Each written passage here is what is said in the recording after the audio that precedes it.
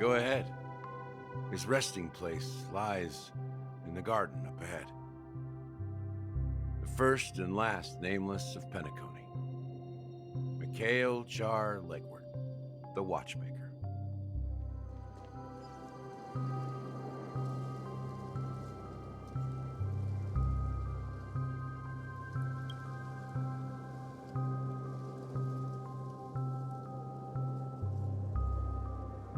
Sure enough, the Watchmaker is the third nameless. Even I could guess that one. The legacy he left behind was a dream bubble.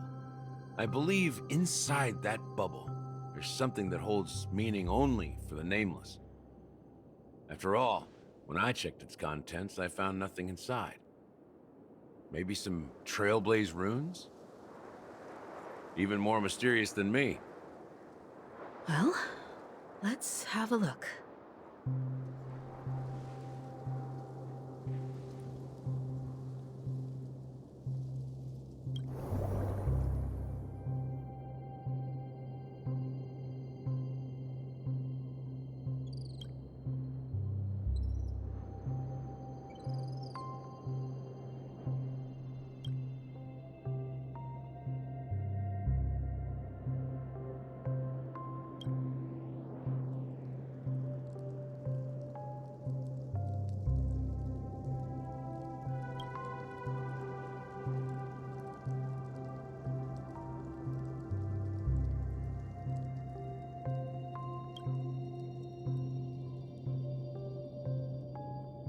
Wait, what's going on?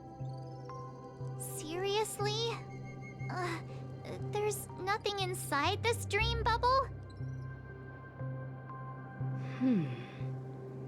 How could a dream bubble be empty? Just as I suspected. That old man always had this strange belief in the nameless and the Trailblaze. And I never understood where he got that confidence from.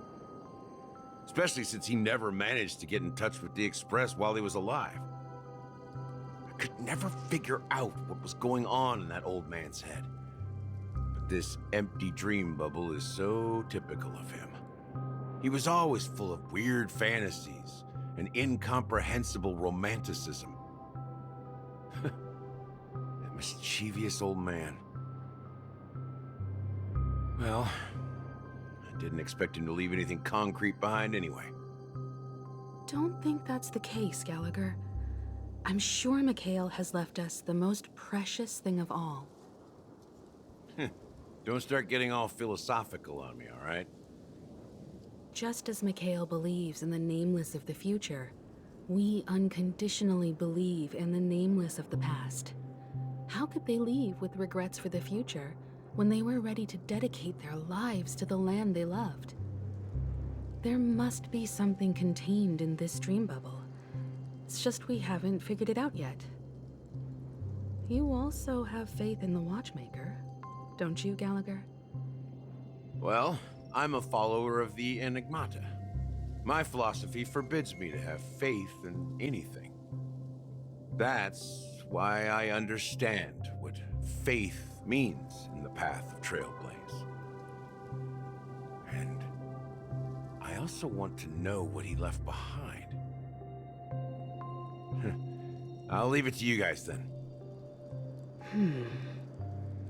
Can I borrow your pet? I need to make a trip back to Golden Hour and check something at the Dreamscape sales store. It's for Mikhail, and for the future of Penacony.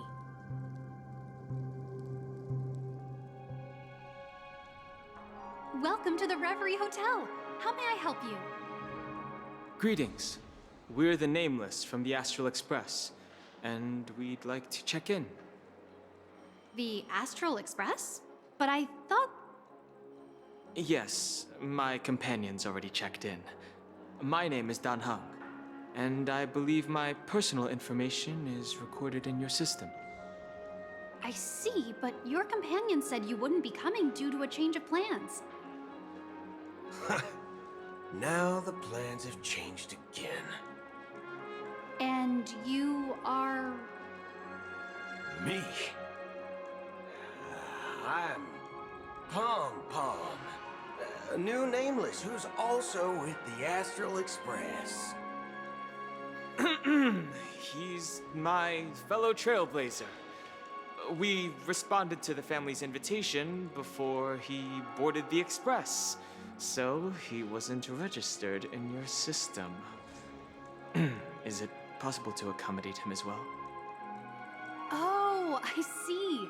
Another one of the Nameless had a similar situation. Seems like a lot of people are joining the Trailblaze these days.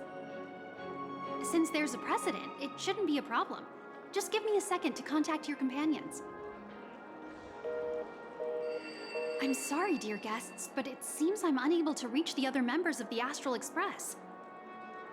What do you mean by unable to reach them? My apologies. This is the first time I've encountered a situation like this. However, the system indicates that those guests are still in the dreamscape. How about this? Give me their room number, and we'll go check on them ourselves. I'm afraid that's not possible. I need to verify both of your identities before I can share any guest information. How about you just wake up someone? Let's say, Welt? I'm sorry, but there are strict rules regarding forced awakening. It cannot be done without the proper clearance. So nothing works, huh? What's your solution then? Are you saying we sleep here? At the reception? Please be patient. We need to contact your companions in order to confirm your identities. And now it seems you need to confirm our identities before you can contact our companions.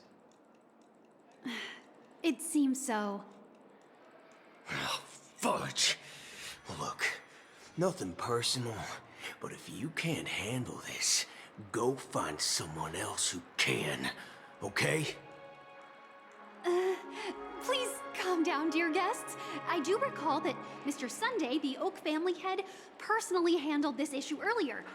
Oh, please wait a moment while I contact him.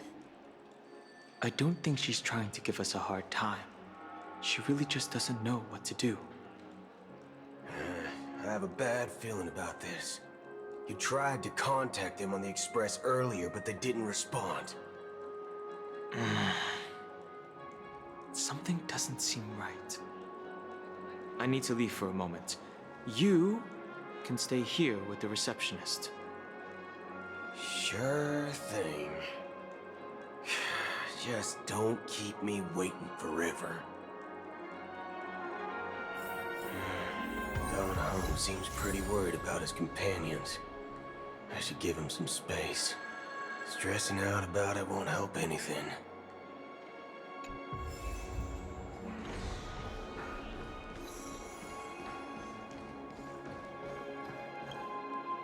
The Charmony Festival is about to start! I'm so excited! Hey! You guys here for the Charmony Festival too? Well, I didn't come all the way here specially for the festival. Honestly, I don't really even know what it's about. But I heard it's a lot of fun! Well, back in my home world, Anaria, we have festivals like that all the time. My dad threw me a birthday party one time that was just as extravagant as the Charmony Festival. Oh, come on! The Charmony Festival is a once-in-an-Amber-era event. How can a birthday party compare? Well, you never know, right? Maybe on her world, birthdays only happen once in Amber Era. Anyway, let's forget about that. Have you heard about the, unsettling things happening in the dreamscape? Unsettling things? What could possibly go wrong? It better not ruin the Charmony Festival! I've been looking forward to it! Relax. With a big event like this, there's bound to be lots of gossip and rumors. Don't worry. If anything does happen, the family will be on top of it. Oh, that's a relief. I didn't come all this way to see the festival go down the drain. Well, looks like I won't get any fudging clues out of these two. They're clueless.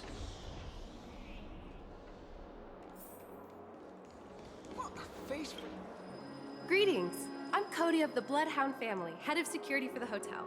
How may I assist you? Hello. So, there's something I wanted to ask about. I've been hearing some unsettling rumors about certain incidents that might affect the Charmony Festival. Do you think there's anything to be worried about? I've traveled all the way from the HoYoverse Federation, and I don't want my trip to be ruined. What do you mean? Wait. You haven't heard? I'm not sure where you heard those rumors, but they're completely baseless. I can assure you, as a representative of the Bloodhound family, that everything is going smoothly for the Charmony Festival.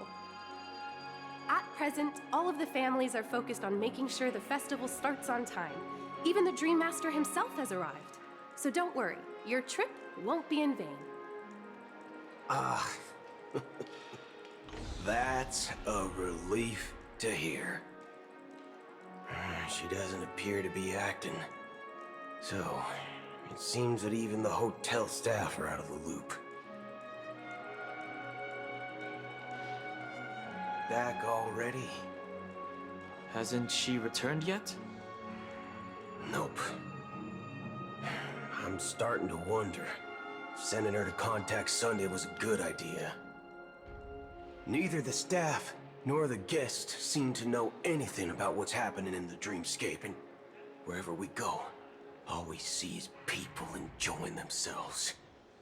Definitely not a good sign. I agree. Another unusual thing is that the Oak family is supposed to be in charge of organizing the council and managing everything inside and outside the dreamscape. However, I walked around the hotel, but didn't meet a single member of the Oak family on such an important day. Well, I'll be forked. If I remember correctly, the head of the Oak family is that Sunday guy, right? We shouldn't linger here too long. Let's go back to the Express for now. Not so fast. Have you ever robbed VIPC, bro? If you run away now, everyone will be chasing after you. Are you suggesting we sit here and do nothing? I wouldn't say do nothing, but let's stay put for now. Even if the family has ulterior motives, they couldn't have anticipated us showing up here. We're the surprise factor for them. They don't want to attract unwanted attention from certain outsiders, so they won't do anything reckless. See? The IPC lackeys are keeping a close eye on this hotel. If I were a family member, I'd find an official excuse and keep the surprise factors here. If we just wait here, that would be like walking into their trap. Of course, we don't need to walk into their trap. I gave a backup plan to the memo keeper. If it turns out we won't be allowed to enter the dreamscape, she'll order a drink for me in the VIP lounge at the hotel. In reality, A secret signal. that's right. Oh, a concrete object can indeed help the memo keeper establish a connection with you. But Boothill, if you have more backup plans in the future, I hope you'll let me know in advance. I'm sorry, but it's one of my quirks. I have too many unreliable friends. And if I reveal that I have backup plans, things can go awry. And that would leave all backup plans completely useless.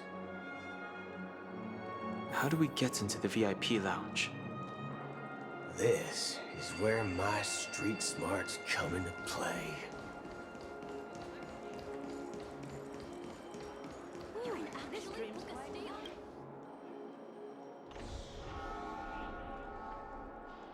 You're the lobby manager, right?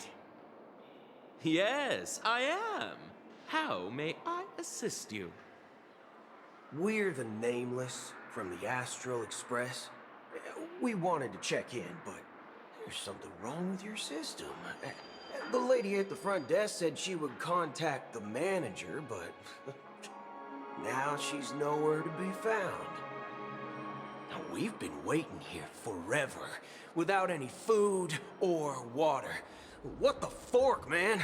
Is this how the family treats its guests? Is this your idea of street smarts? Starting an altercation? It's called standing up for your rights. I apologize for the inconvenience. Please wait while we try to contact Mr. Sunday. I'll arrange 2 premium seats in the VIP lounge so you can rest there while you wait. See? Just like that. Just don't call yourself Nameless next time. Wow, this bar's something else. Certainly worthy of the planet of festivities. 1 peach soul glad, shaken. Good evening, gentlemen.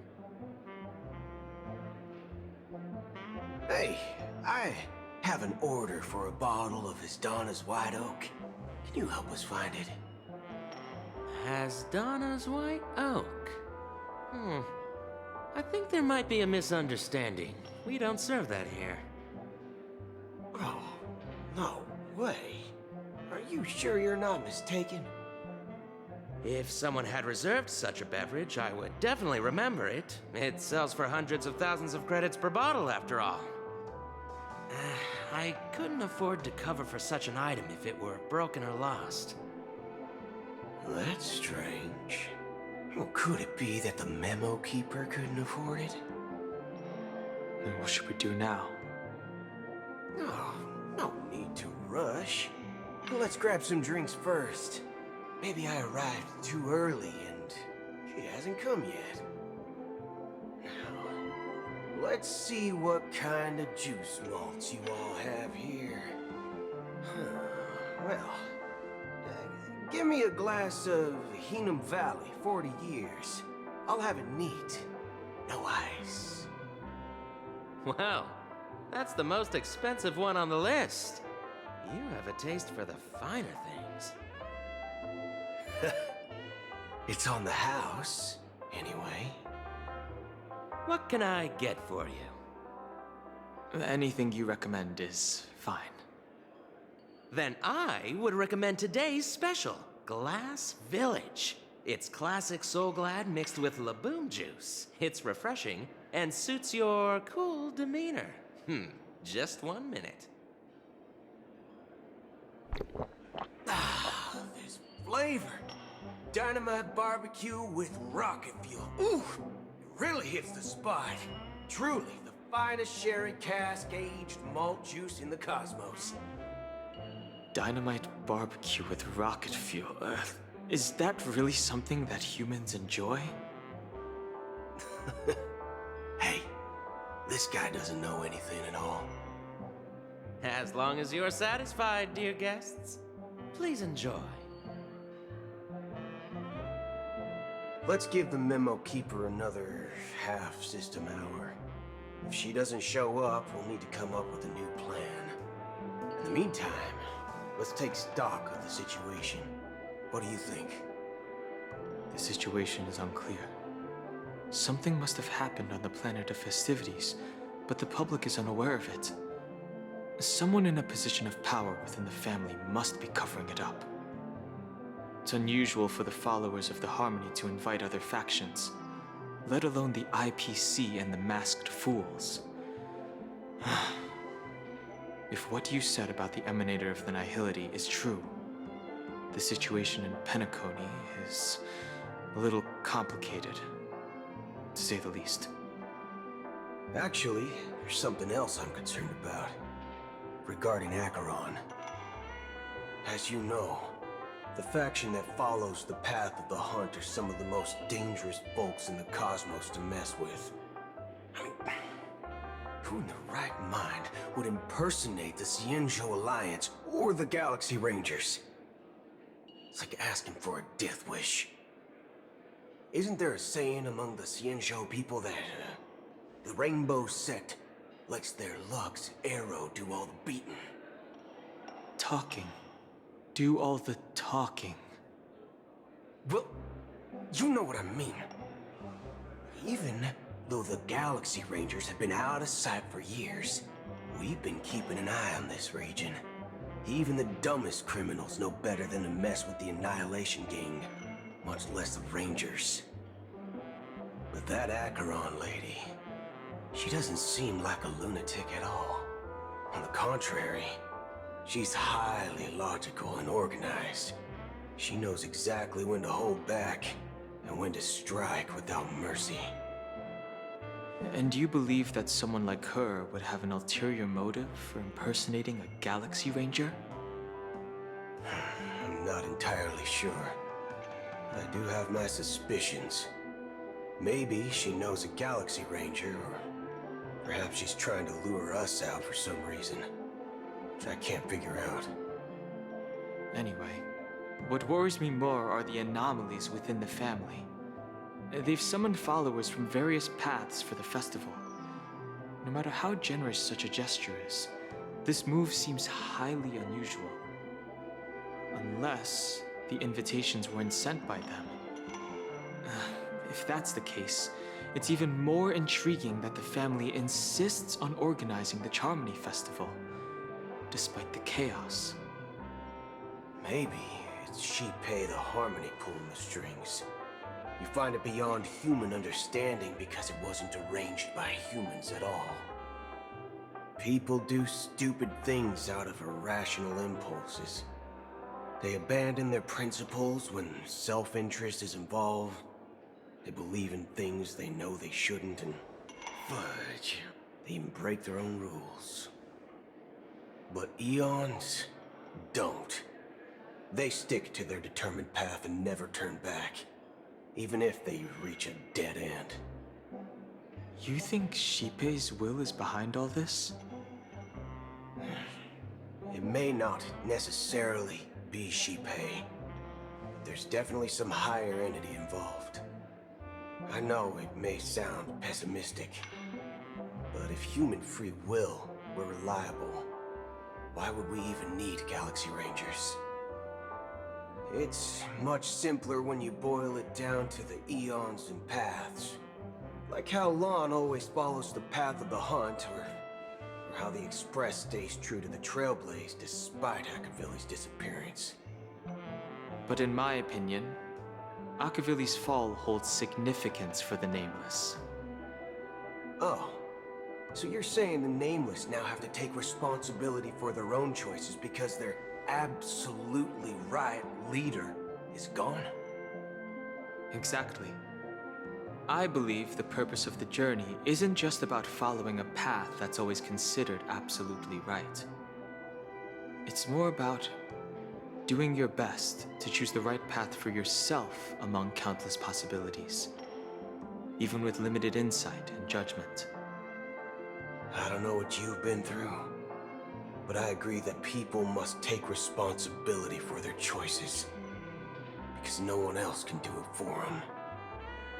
That's why the Galaxy Rangers need to uncover the imposter and figure out her true intentions. Just in case. I have a backup plan if the Memo Keeper doesn't show up. This is my final backup plan. I promise. You sure have a lot of cards up your sleeve. Well, going back to my old career would make things a lot easier. By the way, when you were walking around the hotel, did you happen to see any important-looking guests? What's your plan? It's simple. We just grab some hostages and use them as bargaining chips with the family. Or maybe we can even take their identities. No need for that. We'll return to the Express now. Wait, are you getting scared? Draw your weapon. Let's make a big scene. Are you leaving, esteemed guests? Would you like to cancel that Asdana's White Oak you just ordered?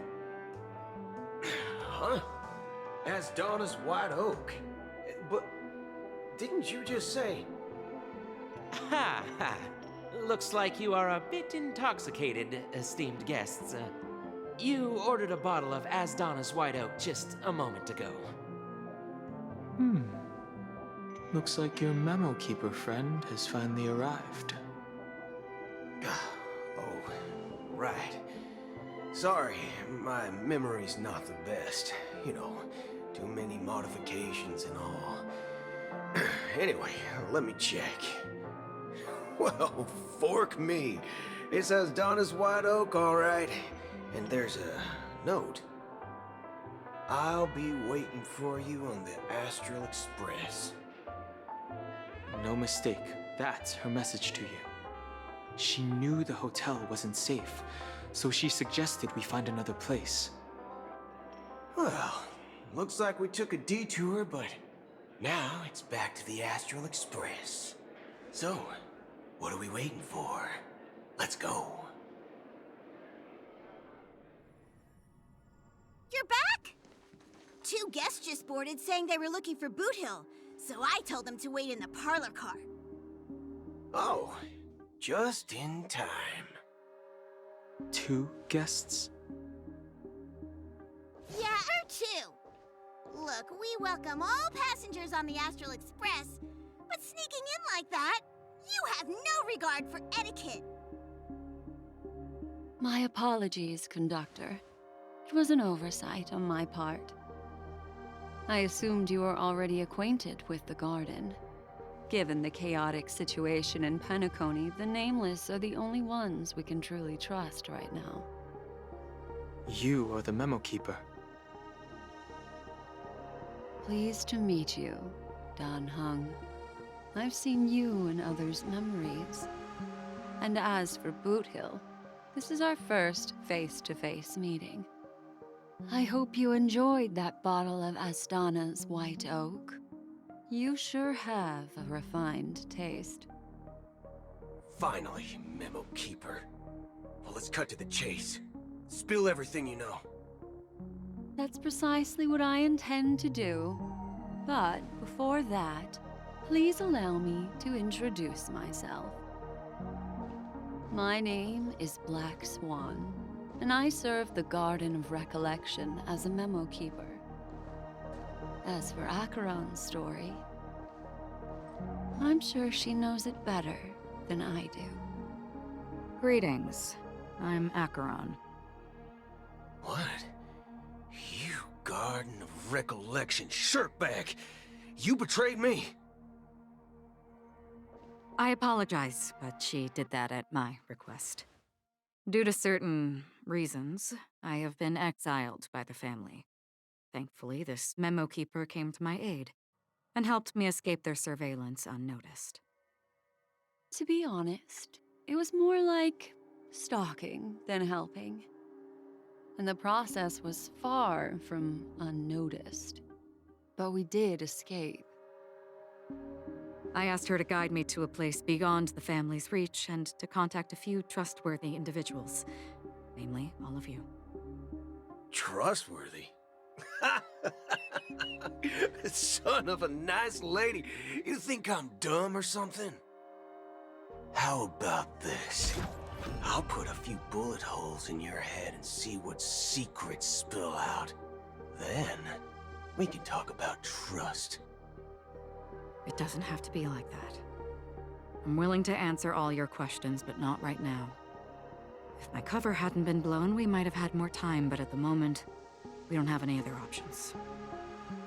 No other options? What do you mean?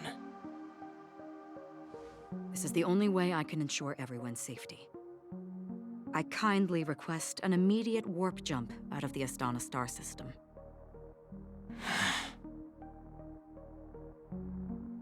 This passenger is requesting... As far as I can tell, she's not a threat and seems to be telling the truth. I've briefly traveled with your companions and know their whereabouts, Dan Heng. Please rest assured, your nameless companions are safe, but they need our help. As for Boot Hill, you may have guessed. I've been waiting for you. Galaxy Rangers are known for their elusive nature and limited contact with each other, so this was the only way I could reach out to you. Only by doing this can I find a true Galaxy Ranger and fulfill a long-standing promise. To return his relics to their rightful owner. Someone once told me that every rainfall is like a gift from the heavens, a sign of their mercy upon the world. Raindrops are said to be the tears of the gods, shed in response to the sorrows of the world. Their constant pouring is a reminder that the gods haven't abandoned us yet. So, how long has this rain been going on for? I used to believe, just like you, that it would eventually stop. Years and decades passed. And in the end, such hope faded away before the rain did. Looks like the god you mentioned doesn't exist after all.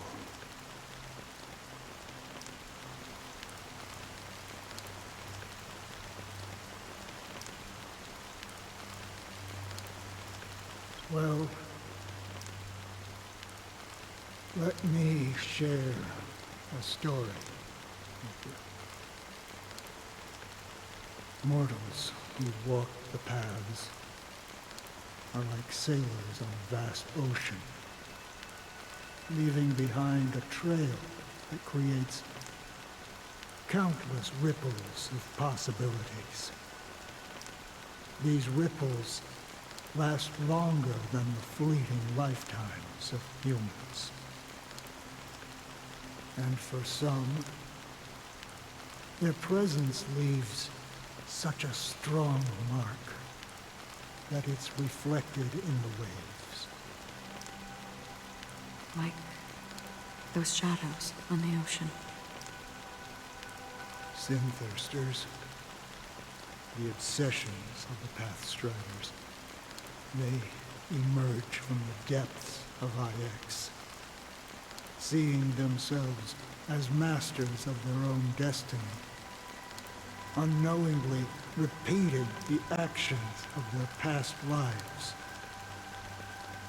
They emerge from the nihility and head toward it, leading purposeless lives. However, these hollow phantoms, they were once my dear companions. A group of Galaxy Rangers. Are you watching over them? Watching over them? No. I'm guiding them toward transcendence. It was a brutal war. A crusade that shook the universe. The universe witnessed the fall of Zulo, the Lord Ravager, but it came at a price. A price so hefty that only those who were there still remember. The unwavering determination of the Hunt followers persists even in death.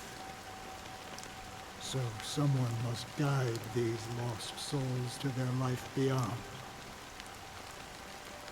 They were heroes in their time, and they shouldn't be reduced to mere puppets of nihility. As for me, I've suffered too many losses on that battlefield to advance any further. And that makes me the most fitting person to carry out this task. But you know, these sin thirsters, they're not who they used to be. Does this seem pointless to you? Well, some tasks have to be done, even if they are pointless.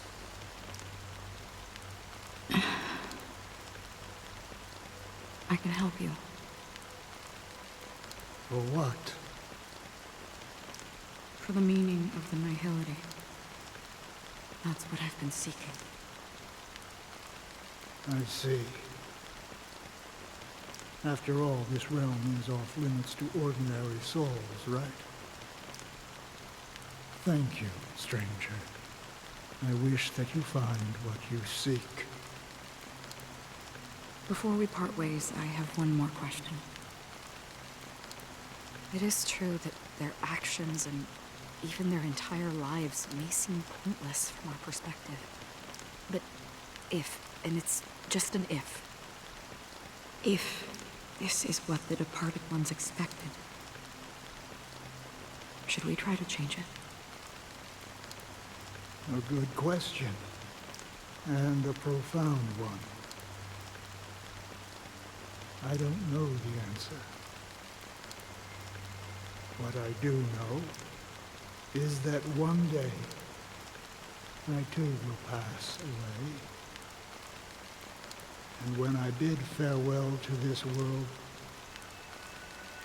someone will stand at my grave and place a bouquet of flowers on it.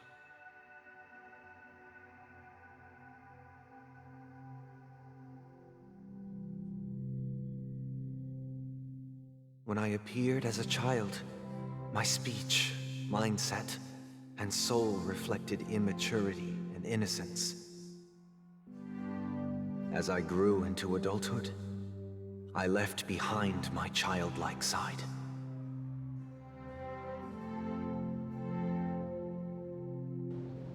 I humbly request your blessings, esteemed advocate of Shipe. Come to me, my kinship.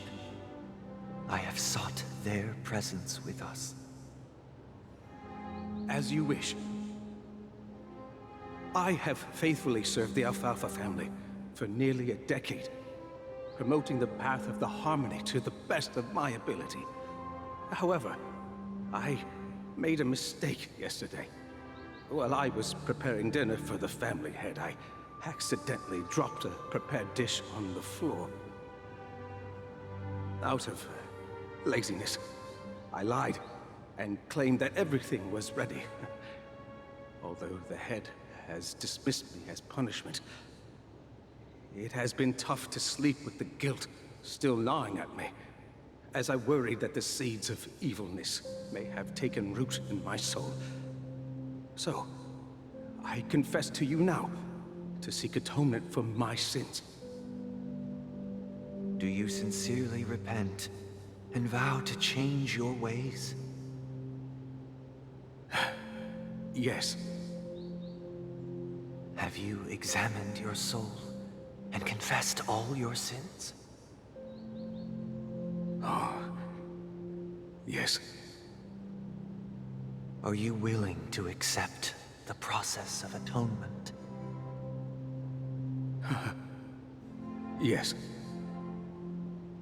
Very well. Show your dedication and goodwill to the family, and you shall be reinstated among them. Now, please, leave in peace. Oh, praise Shipe. And thank you, esteemed advocate. Next, please step forward. I wholeheartedly confess to you. Please, pardon my sins. Rest assured, I have implored their presence to be with us. As long as you are sincere, absolution will be granted. Oh, great. You know, I arrived in Penacony as a stowaway. I sold everything to get a ticket. My house, my land, and my 2 children. I see. Please, go on. My children were starving, and I hoped they'd have a chance at survival if they became slaves here. If I can strike it rich here, I'll lift them out of that situation and give them the life they deserve. But the Bloodhound family got wind of it. They're on my tail, hunting me down. I thought I could bring my kids here. It was all my fault. All my fault. The family is ready to forgive all sinners. I'll ask the Bloodhound family to cease their pursuit. You don't need to live in fear anymore. Oh, thank you. Thank you. I'll work my hardest to redeem my children and make them part of the family. Praise the harmony! Next, please step forward. Hey!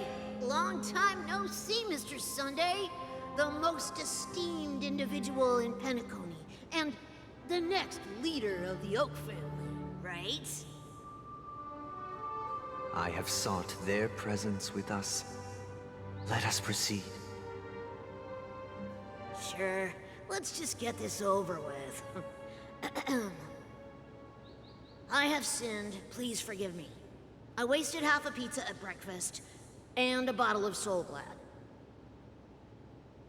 That's it. Nothing more. Can we wrap this up? I've got a robo-ball game to catch, you know? Do you seek to atone for your sins through good deeds? My sins? Starting to sound like a saint, huh? Well, let me tell you something. Neither the family nor you have the right to judge me. You think nobody knows what your precious family has done? About the watchmaker? Huh? Don't kid yourself, Featherbrain. Those dream chasers might be fooled by your act, but don't fool yourself. Before you start spouting off your holy verses, answer me this. Where does the power of the Oak family come from? And your power? What makes you think you can sit there all high and mighty, looking down on everyone else? Well, I've spent enough time in confession today to enter the Harmony's paradise, right? Then I'll take my leave.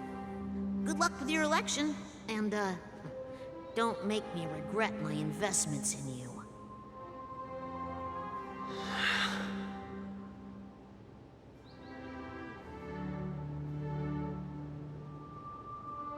Oh, revered triple-faced soul, hear my doubts. Who can judge the strong when their power hides their crimes? Who can vouch for the weak when they will pay any price to survive? Who can comfort the purest souls when even they get led astray? If the strong defending the weak is truly the foundation of paradise, then who is responsible for the suffering and anguish in this wretched world?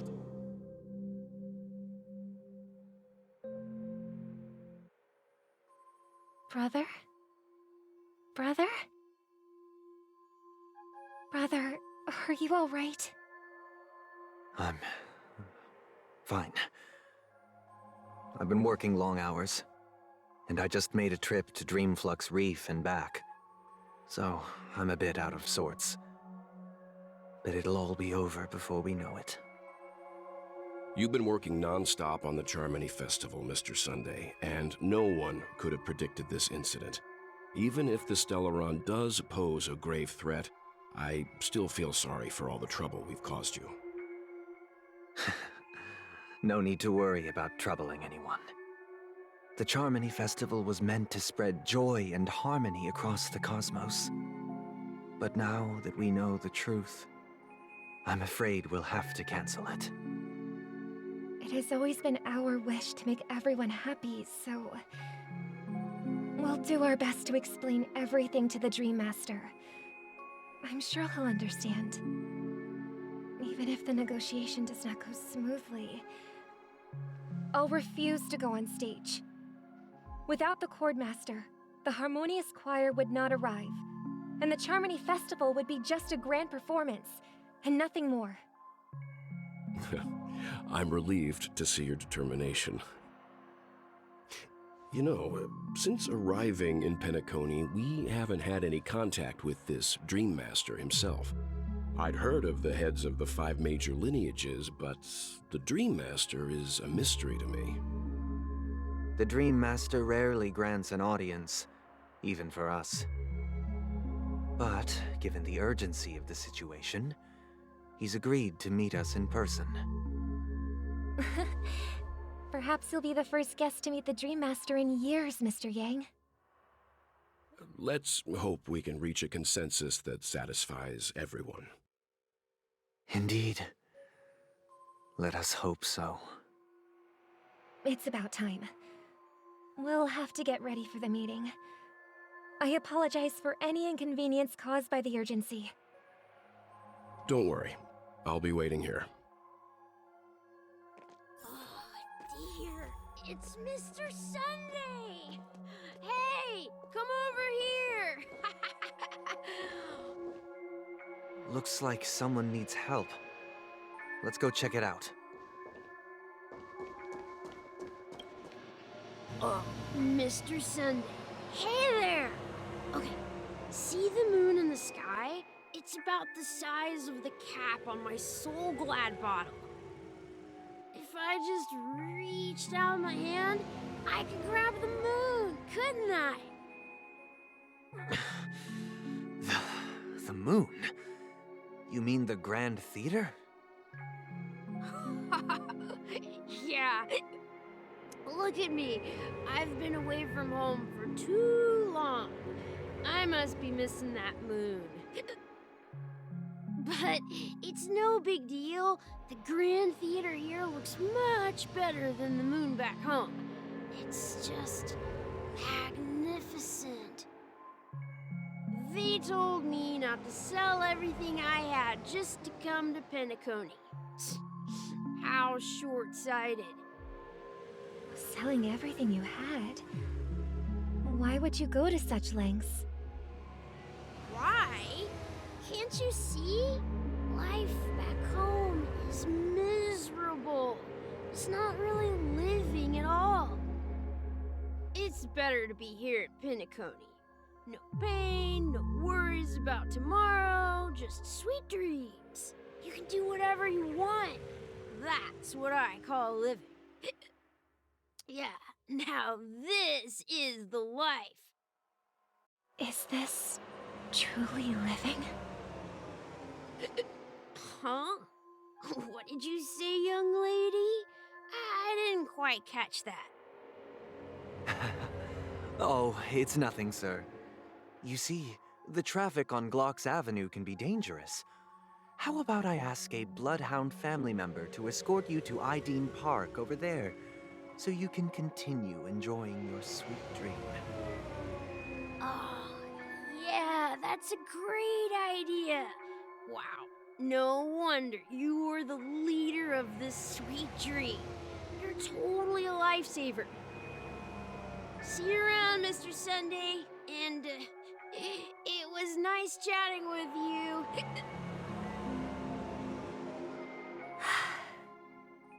What's up, sister? This is the land of the dreams. But why do they live like this? The man we ran into, He doesn't seem happy at all. Even though sweet dreams are nice, they're just illusions. But for him, they're the only way to survive, even if it means giving up on reality. That's not really living at all. I suppose you have a point. But, in my opinion, that's how most people live their lives. Why do you say that? You think that man is not actually living, but that's not quite accurate. Even without Penacony, people create their own illusions called self-value. People believe they have a predetermined value to fulfill. Gaining value means gaining power, and those deemed worthless are seen as the weak. However, value doesn't come out of thin air, and there's a limit to it. To accumulate value, people have to take from others. So, the weak get exploited and oppressed. Are you suggesting that this is not how things should be? Exactly. But, ironically, people don't think there's anything wrong with it, because they uphold the illusory notion of self-value, and even the weak believe in it. The survival of the fittest. That's where all the tragedies in the world come from. People come to the sweet dream in Penacony to escape from that reality and find solace. No tragedies exist here, only happiness, although in its nascent form. Isn't that the same paradise we yearn for in our dreams? Perhaps that man is just an exception. Let's not jump to conclusions. We should experience the dreamscape ourselves, just as I did at Dreamflux Reef. Yes, seeing is believing. I'll accompany you. The Dream Master hasn't shown up yet, so we have some time for a stroll. I wonder if... Glad to meet you again, Robin. How are the preparations for the Charmony Festival coming along? We're all so excited about it. It's going smoothly. Thanks for making the trip to join the festival. You're too kind, Robin. It's a pleasure to have guests from all over the universe celebrating day and night. I can't stand being lonely or bored, so this jubilant dreamscape is perfect for me. But if this went on forever, would it get boring too? Nah, not at all. Who would get tired of having so much fun? Every day, you get to wear fancy clothes, explore all sorts of dream bubbles, indulge in delicious food without gaining weight, and you never get old or sick. As long as you can afford a room, this place is the ultimate paradise. But you know that only a few things can be brought back from the dreamscape to reality, right? That's exactly why I don't plan on bringing anything back. Just enjoying the dream itself is good enough for me. I mean, I'm not one of those long-living species. I only have around 60 or 70 years in this lifetime, and there's so much to worry about. Being happy here is pure bliss. Only in this sweet dream can I truly feel like I'm in control of my life and fate. Who would want to go back to reality after experiencing this bliss? I see. I genuinely wish you all the happiness in the world. And I wish you a fantastic performance, Robin! I'm off to the Blue Hour for the ball. See you later.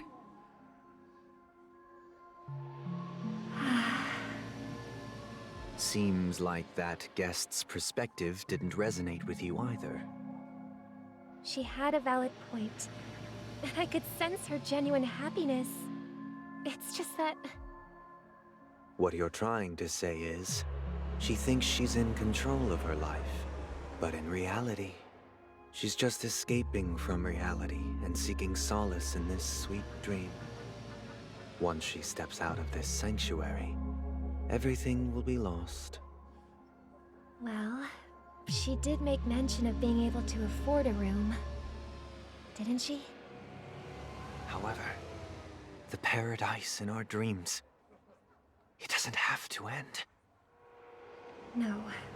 And the paradise we yearn for shouldn't be just a fleeting dream either.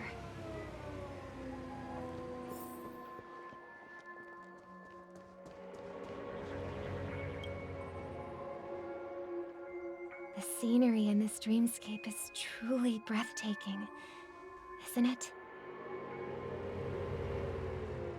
Oh, Robin. Can't believe I'm meeting you in person here. What an honor. You're right. Even though time stands still in this dreamscape, it always feels fresh. I find something new every time. A philosophical mind. I hope I'm not intruding. Oh, not at all. Now, with little time left, I yearn for meaningful conversations, especially with someone as esteemed as you. Do you mind if we chat? It's my pleasure. No need to be formal. Just speak your mind. You said, with little time left. Please, forgive me for being blunt. But is that why you came to Penacony? Yeah. I was part of a war, and while escaping from the Sarkosian mothership, I got exposed to some radioactive materials. And then, all my comrades died, and my hometown was wiped out by neutron bombardments. I couldn't bear to live with everything I knew gone. That's when I heard about a possible solution here, so I came. How heart-wrenching. I hope the family has been able to help you. They have, and I'm truly grateful for that. They provided me with a comfortable room, the most advanced life support devices in the cosmos, and a stellar team of caregivers. My physical body is now in the dream pool, sustained by life support. The me you see here is whole, rational, and no different from any other person. But I can't say the same for the me in the hotel room. My true appearance? No. I hope you never have to witness it, Robin. So, you'll be living forever in this dreamscape, right? Just being able to live at all is good enough for me. Whether it's in this dreamscape or not, well, I don't really have much say in the matter. My world has been torn apart, and my life could end any second.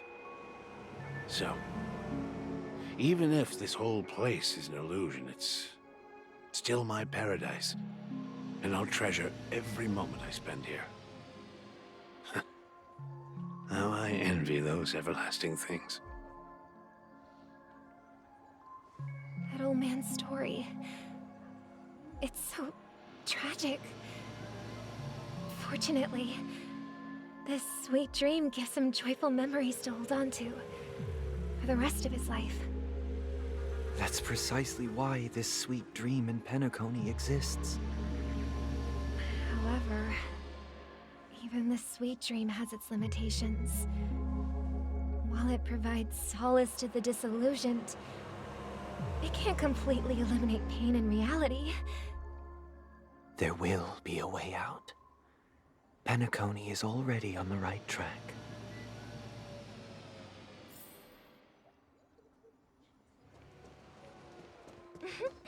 Look what we have here. A lovely young lady. Wait, is that me?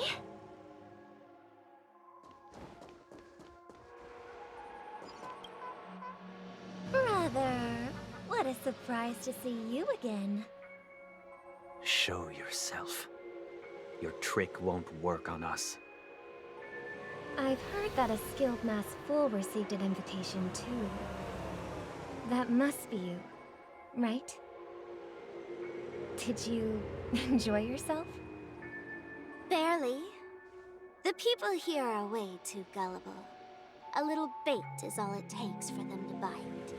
And they run away at the slightest hint of danger. In other words, they're naive and cowardly. Now that you've had your fill, it'd be wise to leave before it's too late. The music of the harmony doesn't tolerate discord. What? Now that you have the real Robin, I'm useless? Oh, how disheartening. I've done so much for the family. You should be thanking me, because if it weren't for me cleaning up this mess, Penacony would still be in shambles. Don't you think? That was a personal request from the head of the Iris family, and it has nothing to do with us. Step aside and stop causing trouble for the Charmony Festival. The Charmony Festival? You think you can scare me? You think I have no idea what you're planning? I don't care what you're thinking, Chicken Wing Boy. But I'm pretty sure our lovely Robin won't be appearing on stage. After all, you're well aware of what a sorry state this dreamscape is in under the banner of harmony. Penacony, the land of the dreams. Is this truly the paradise you desire? Stop it. What's the rush, Chicken Wing Boy? Did I get to you? Our paradise is none of your concern, masked fool. Leave now, or the family won't tolerate you anymore. All right. I'll go. But Robin, I suggest you seriously consider this. Do you really believe those living in dreams can escape pain and find true happiness? Well, I've done my part, and now I'm simply waiting for the fireworks to begin. Here, the last 2 gifts for both of you. And don't lose them. If by some unfortunate chance the Charmony Festival starts against all odds, remember to use them during the show. And it'll be thrilling. Bang! I heard a raven cawing in the distance. It seems the Dream Master will arrive soon.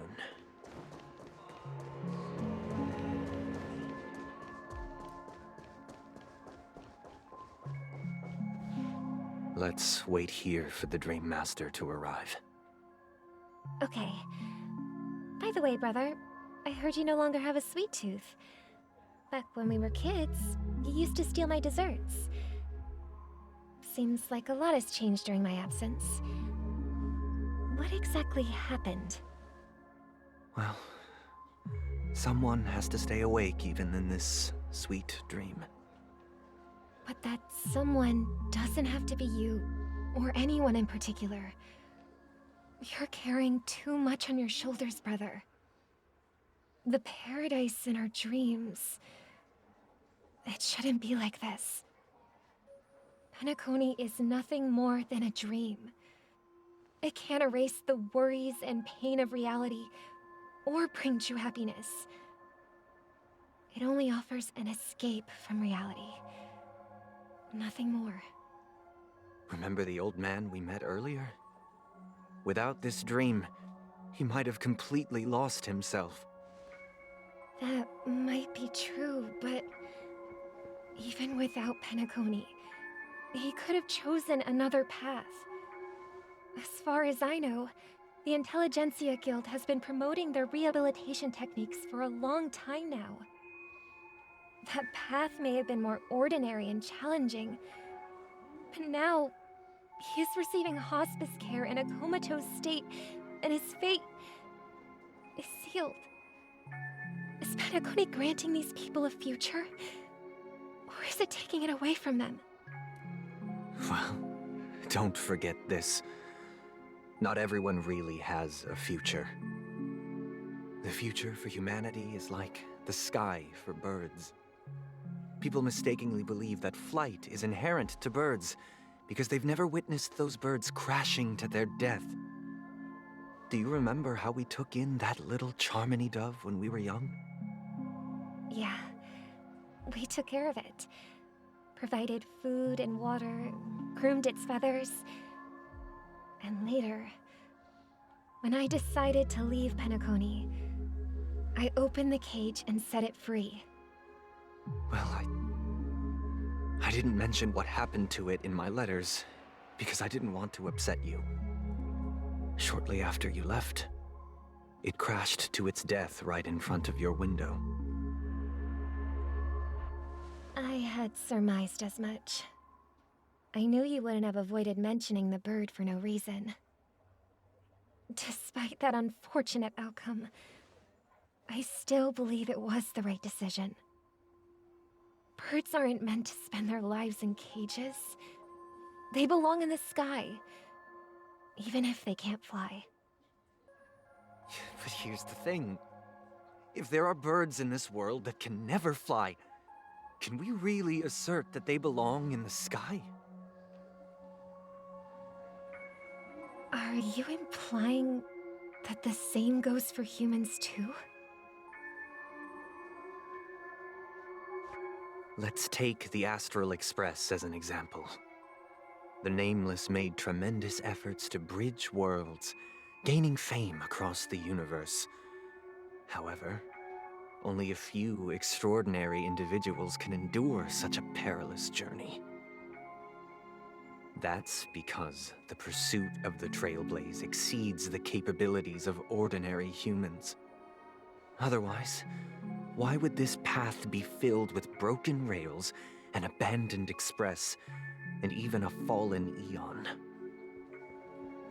That's just sophistry. If that were true, then only the powerful would have the right to determine the future. Unfortunately, that's exactly what happens. Another name for the future is self-value. While this world has its fair share of heroes who inspire people and garner admiration for their heroic deeds, the majority of ordinary people will never become heroes in their lifetime. Some are born weak and vulnerable. Some find themselves trapped in unfortunate circumstances. Some fall victim to malice and cowardice. When it comes to survival, everyone is equal.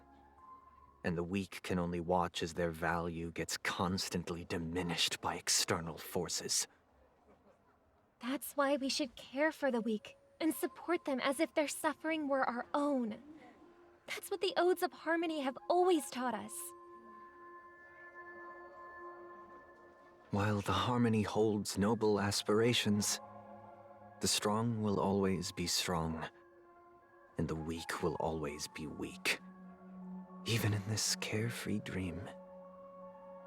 Human nature contains greatness, but it also harbors inherent weaknesses that can't be eradicated. In the end, if people can't even secure their own survival, they won't care about the illusory future of equality. As long as the law of survival of the fittest prevails, there will always be fledglings crashing to their death. But if people don't live for the future, do they merely exist for survival? If even you, my brother, don't believe that the Harmony will save the weak, then which Eon can make our dreams come true?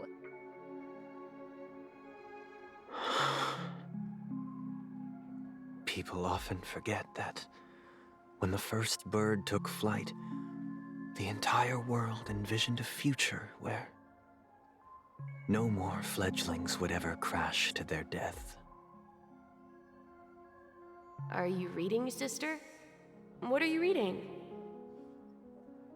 Mr. Gopherwood gave me a picture book. It's about the story of the harmonic strings.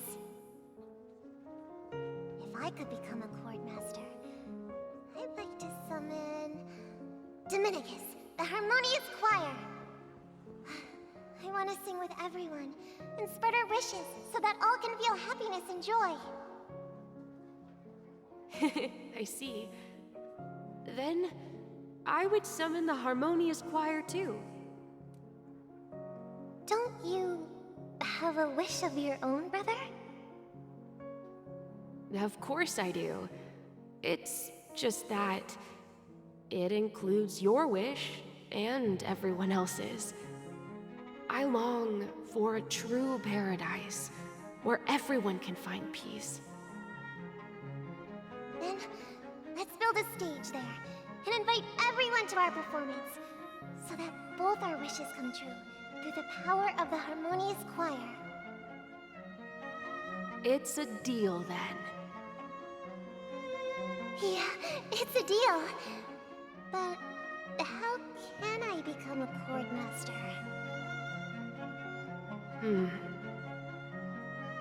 Maybe you'll have to become a star first.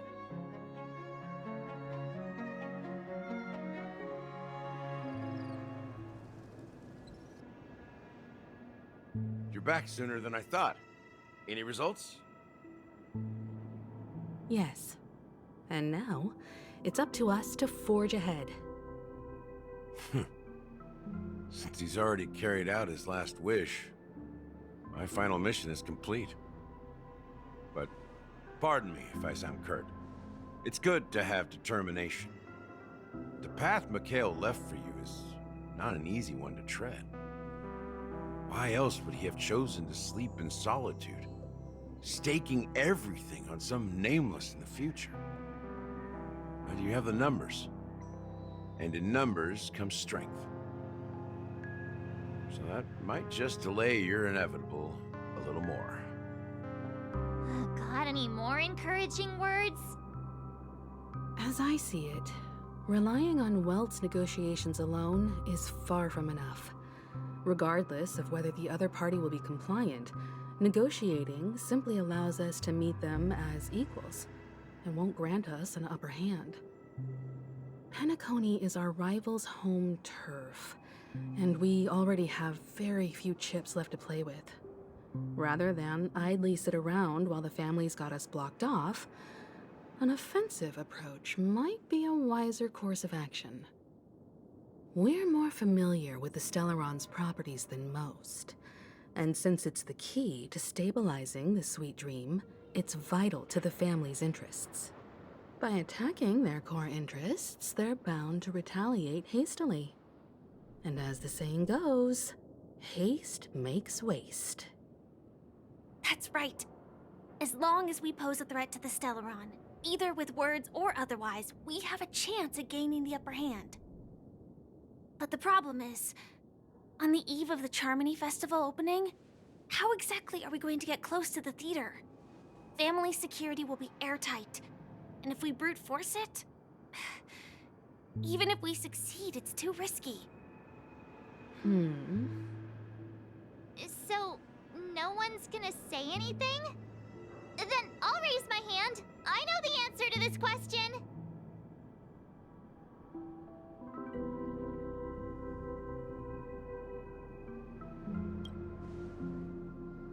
The Express crew would have been disbanded long ago if it weren't for me. So, I heard that before the Charmony Festival begins, there'll be a pageant to kick off the festival. It's called the Soulglad TM Festivity Auditions, or something, and it's going to be held in the moment of Scorch Sand. As long as we clinch the top spot, we'll be able to attain the title of Festive Superstar, and be able to personally bask in the graces of Miss Robin. Not that that's important. What's crucial is that we can enter the Grand Theater before the audience arrives. So, how do we go about participating in these festivity auditions? I've already procured special invite tickets from Miss Robin's fan club. To tell you the truth, I had been preparing to join the auditions all along, but now it looks like even if I scrape through, I probably still won't have the chance to shake Miss Robin's hand. So they're still running this thing, huh? It was originally just a publicity stunt, set up by Mikhail to drum up attention. But it looks like it might be worth a shot. We'll follow Marge's plan. Mr. Gallagher, will you be joining us? I'm afraid I won't have the time. As a virtual character, I've already completed my final mission. Whether Penacony can awaken from this dream is all down to you. Should we ever cross paths again? I'd love for you to visit the Express. All right. I'll have to add to that databank of yours you've got on the Express. And Miss Firefly, we thank you for all your support. We're faced with a formidable enemy. As long as the Astral Express and Stellaron Hunters' objectives are aligned, we're willing to cooperate with you. We've already come this far together. I'd like to join you for the rest of your journey on Penacony. I'm pleased that we can finally fight shoulder to shoulder. I couldn't ask for a better ending. This is also the spirit of the Trailblaze. Now everyone, let's prepare to move out.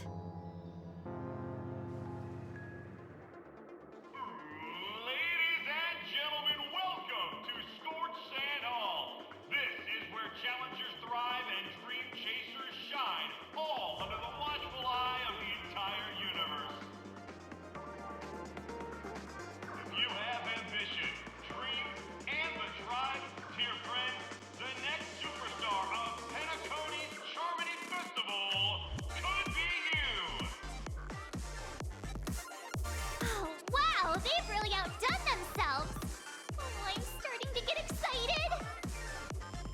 Behold, here come 4 friends with spirit high and full of steel. You aspiring to be the superstars of the festival? Is he talking about us? Yes, you! There's no doubt about it. I see you have all the potential of a superstar in you.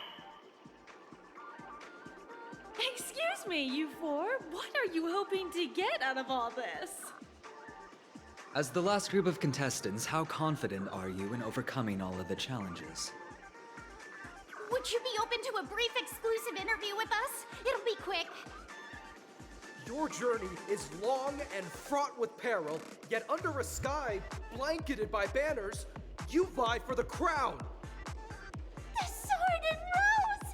Protect the beauty! The beauty, the beauty! Magnificent and majestic! A knight's head is hard as steel.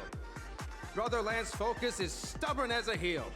We don't all have to be winners, but if we don't have fun, we'd all be sinners.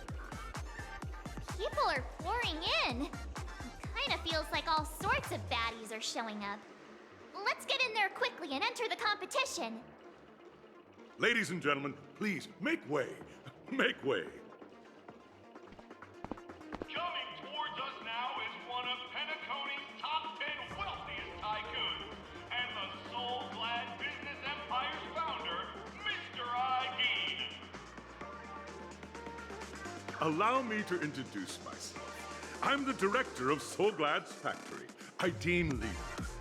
My 4 friends, introduce yourselves to the audience across the cosmos. Hello, everybody.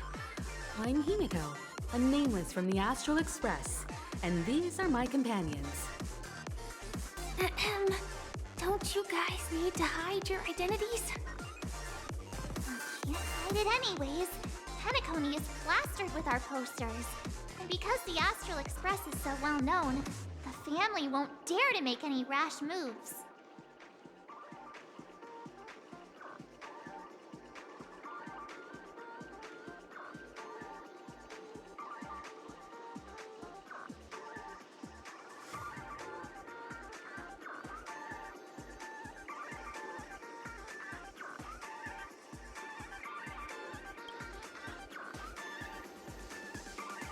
Hey, be a bit more serious. We're live on air. Hello, everyone. I'm March 7th. I'm an ordinary girl who loves adventures. Hello, everyone. I'm Firefly. I am also an ordinary girl who enjoys adventures. So it's a bunch of nameless guests. This final face-off is bound to be spectacular. Time is precious. My four friends, come with me. Grab a bottle of Soul Glad and make your dreams a blast.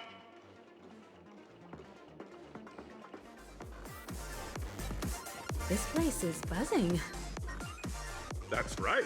This venue is a miniature representation of that time known as the era filled with boundless possibilities.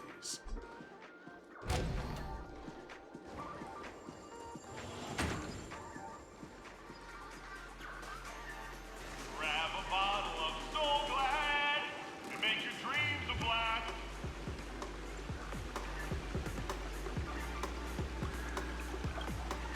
Nameless, your arrival reminds me of the grand occasion when Penacony was first established. I was still a young, bright-eyed lad back then, lured here by the watchmaker's ads, full of zeal and ready to make my first fortune in life. Once, during a particularly grueling day, I passed out and was resuscitated by a drink from Mr. Sousa. That sweet taste has since been etched in my mind, and that was what drove me to create the Soul Glad that we all know and love today. The dream-chasing era was truly a wondrous time. Oh, I miss those days, and the watchmaker. Scorched Sand Hall is my homage to that time of boundless possibilities. I wholeheartedly hope you make it to the finish and emerge as the next superstars of Penacony. Now then, is there anything you'd like to say before the competition officially begins?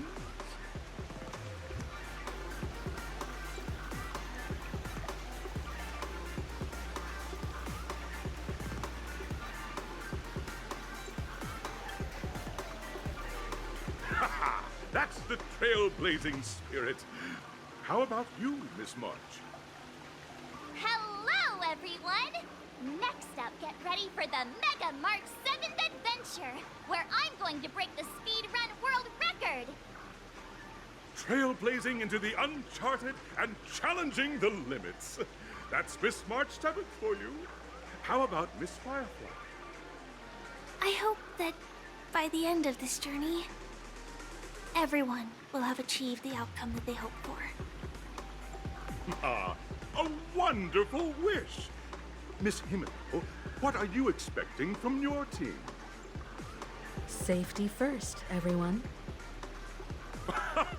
Simple words, but full of warmth. Waiting for you are 3 stages, each connected to that era. The first 2 stages offer 2 distinct paths to choose from, with unique challenges on each route. And in the last stage, you will face off against a champion who has defended the title to this very day. A beloved contender whose noble virtues are unrivaled. Those are the rules. Simple. Everyone clear? Now, I hereby announce that the 33rd Scorched Sand Festival of the 20th season, sponsored by Soul Glad Enterprises, has started.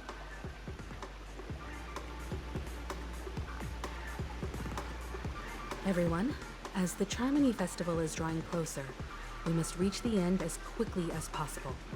Factoring in efficiency and safety, splitting up into 2 groups is the best choice.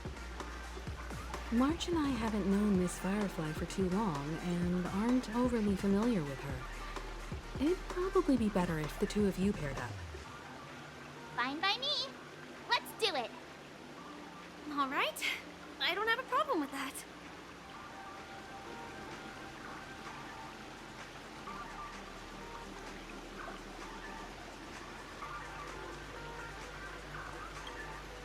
We'll split into the assigned groups then.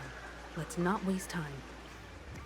Welcome to the first stage of Soul Glad Enterprises' 33rd Scorched Sand Festival of the 20th season, Dream Play Fantasia.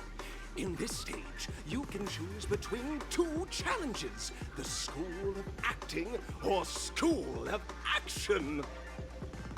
In the School of Acting Challenge, you have to complete 3 performances from 3 scripts and move the panel judges. In the School of Action Challenge, you have to defeat 3 groups of enemies convincingly and reach the end. Now, make your choice.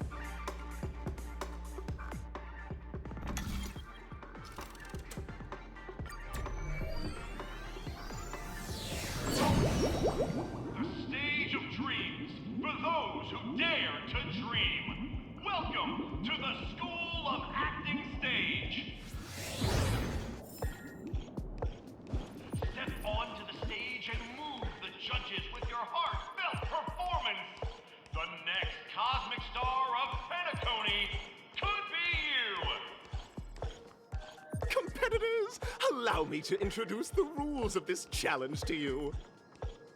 There are 3 stages up ahead. On each, you will find an outline of a script. These 3 scripts were written by the legendary filmmaker, The Watchmaker, and depict various stories from Penacony's era of pioneering.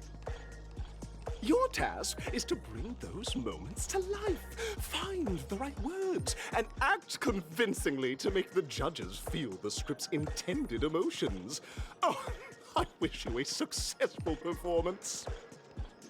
Also, a bit of trivia. The record score for this stage is held by a participant with fiery red hair. His exceptional performance brought even the strictest judge to tears. Looks like he wasn't even acting at all.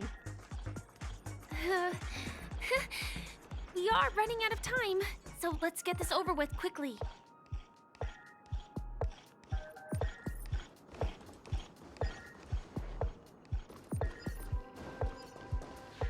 Oh, just take a look at this pair!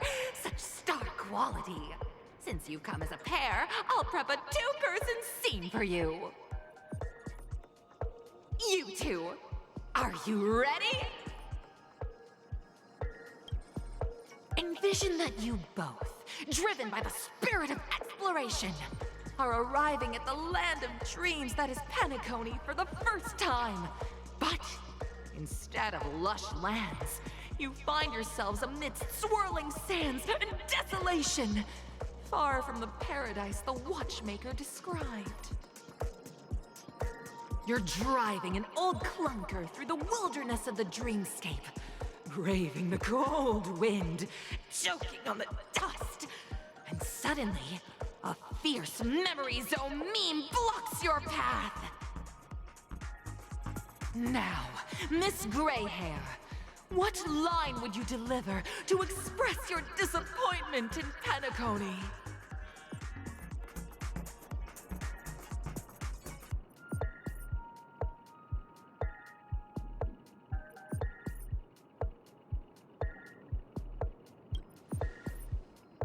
Very good! Now, though you're disappointed, your screen partner is conversely very enthusiastic. Now, young lady, you will say...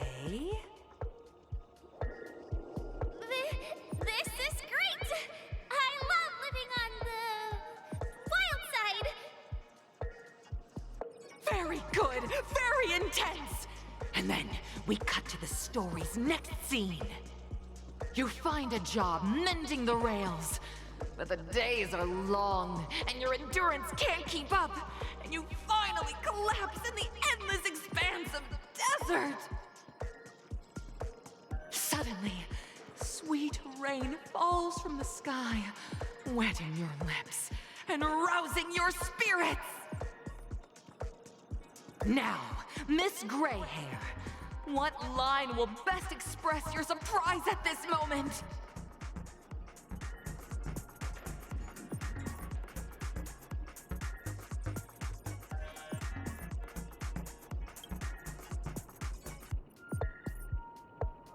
But at this moment, Your partner yet gazes into the sky, both her eyes closed. The raindrops fall, blurring her vision, and she tragically says, Perhaps we were never meant to succeed. Right? Fantastic!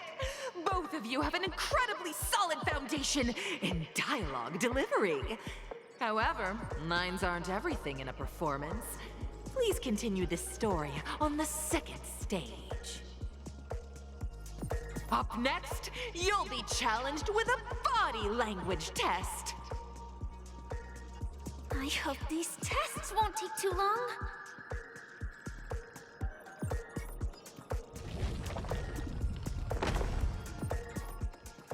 Here, you two are required to skillfully utilize body language to portray the story context I've laid out for you.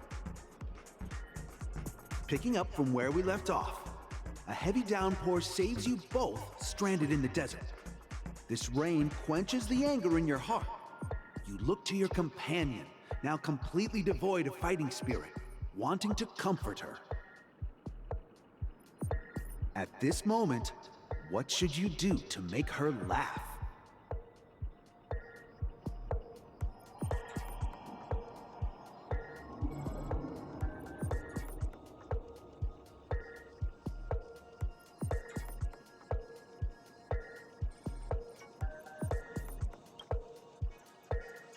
You seriously think that would make someone laugh?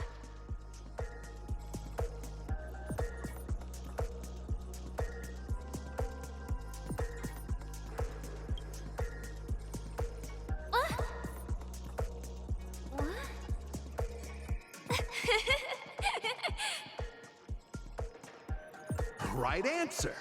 Your companion sees you rolling about in the sand and thinks about the arduous obstacles along this journey. She can't help but let loose a laugh, rekindling hope in her heart. And so this girl... I'm gonna get back on my feet and keep moving forward. A tug at the heartstrings!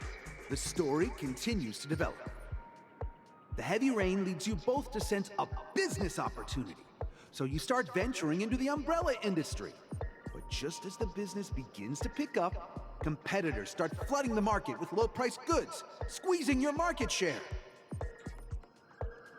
You have no choice. The goods you stockpiled at high prices have to be sold at a loss. This is a pretty self-destructive move, which drives your business to the brink of bankruptcy. At this moment, what would you, who refuses to admit defeat, decide to do?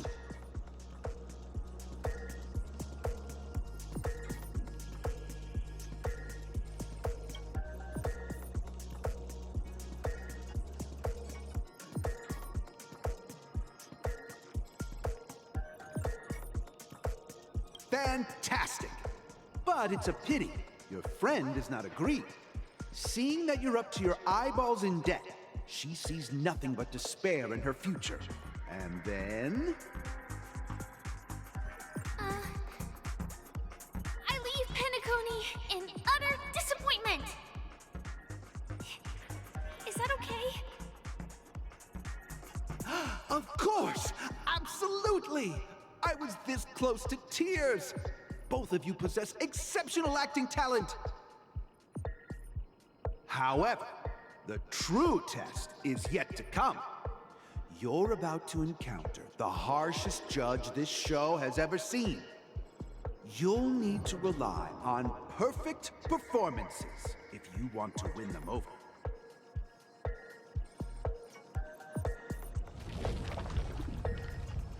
Welcome to the final stage.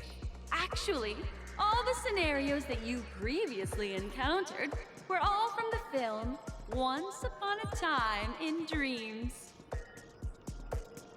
Two companions arrive on Penacony with nothing but a dream. Their desire for achievement is met with continuous setbacks.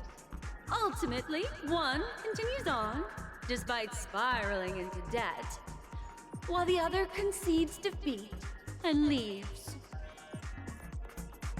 Many years later, their paths cross once more in the thriving Penacony. Yet, they refuse to acknowledge each other because...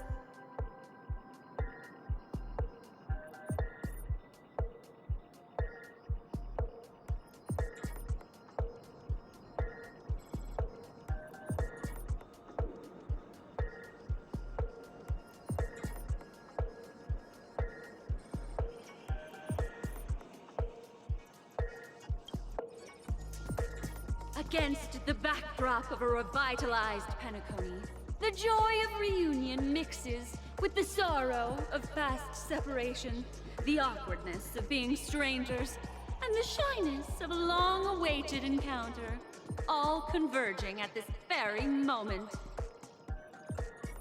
Give it a shot. Try and convey this bittersweet scene to me. Bring it to life with precise and emotive acting. Is this ever going to end? I know! Why don't you try that clockwork thing you used before?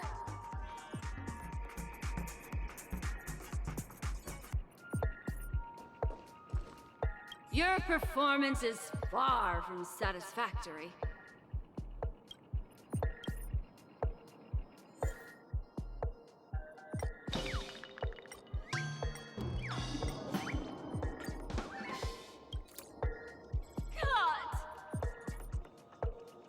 I never imagined that such a sad scene could be portrayed by you two in such a joyful and heartwarming way.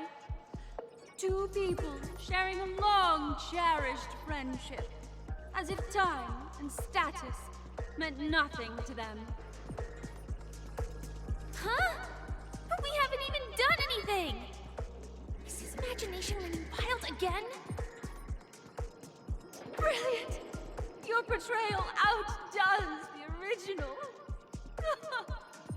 It's simply beautiful.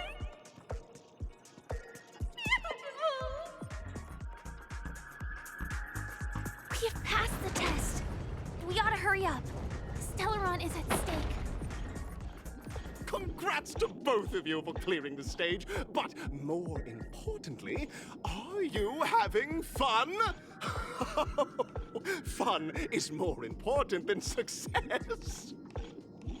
Look at the time! You finished much faster than that red-haired contestant did. That red-haired contestant. Who is that exactly? You'll find out eventually, but only if you clear the next test first. Welcome to the second stage of the 33rd Scorched Sand Festival in the 20th season, sponsored by Soul Glad Enterprises. Gunfire time! You have the option to choose gunfire and undergo Brother Hanu's trial, or time, where you'll face Clucky's trial. And now, make your choice! Dear friends, welcome to the enchanting universe created by the Watchmaker. Awaiting you is the morally dubious yet ever charming character from the animated Clocky series, Hanu! It is said that these cartoon characters were inspired by the Watchmaker's own experiences. According to research by Clocky scholars, the original Hanu of reality shared a deep friendship with the Watchmaker, akin to comrades in arms. Enter into the world of Hanu via the TV by the entrance and partake in an enchanting and suspenseful story with him. Good luck in there! If it's a gunfire trial, we should be able to settle this with a fight, right? I hope this won't waste too much of our time. 3. Are we both in control of this Hanu character? Very good! Looks like you've got the hang of it! In this Hanu's Adventure episode, Boss Stone has gathered his battleships for an assault on Dreamville. Old Buzzfly, Cousin Wolf, and Bombhead are all raring to go. The brave Hanu must thwart their advance and protect his home. Alas, Honu presently is ill-equipped to fend off the malevolent mischief makers, which is why he is preparing to seek out the puzzle gentleman's aid. Go forth and speak to him. Oh, brave Honu, you look like you could really use some help. Long time no see, Honu. You look pretty stressed out. How about an intense and thrilling game of Dream Jigsaw to blow off some steam?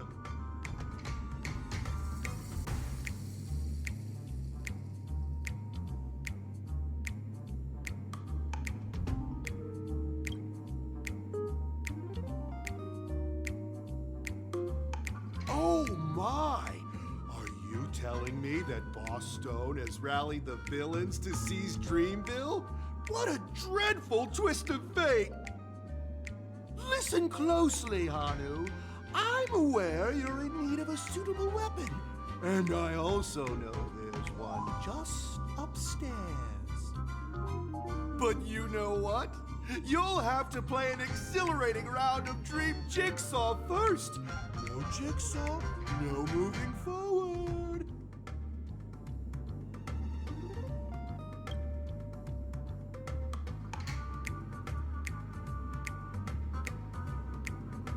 Now scurry along, Hanu, but tread carefully. Two ne'er-do-wells are also eyeing those jigsaw pieces. Either outsmart them with a quick knockout, or ensure they don't catch you in the act. I can't wait to see you finish the Dream Jigsaw. Best of luck, Hanu. Let's stay alert and make sure those monsters don't spot us. Oh my! The exquisite sensation of perfect alignment! My organizational itch has been quite thoroughly scratched. Hurry now, Hanu! Touch that TV set and transform back into your own self. Then head upstairs. Your weapon awaits you there. Are such haphazard instructions really okay?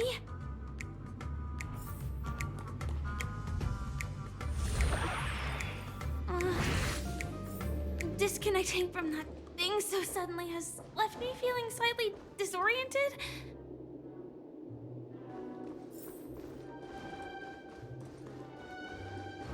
Is that Hanu?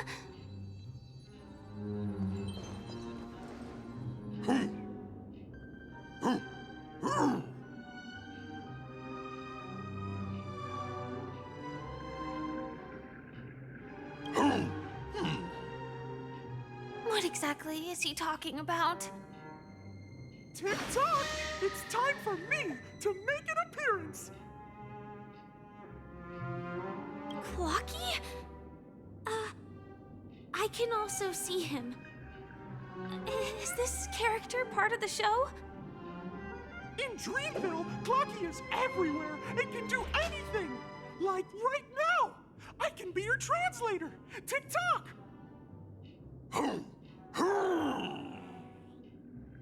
Hanu says, battle! We must do battle!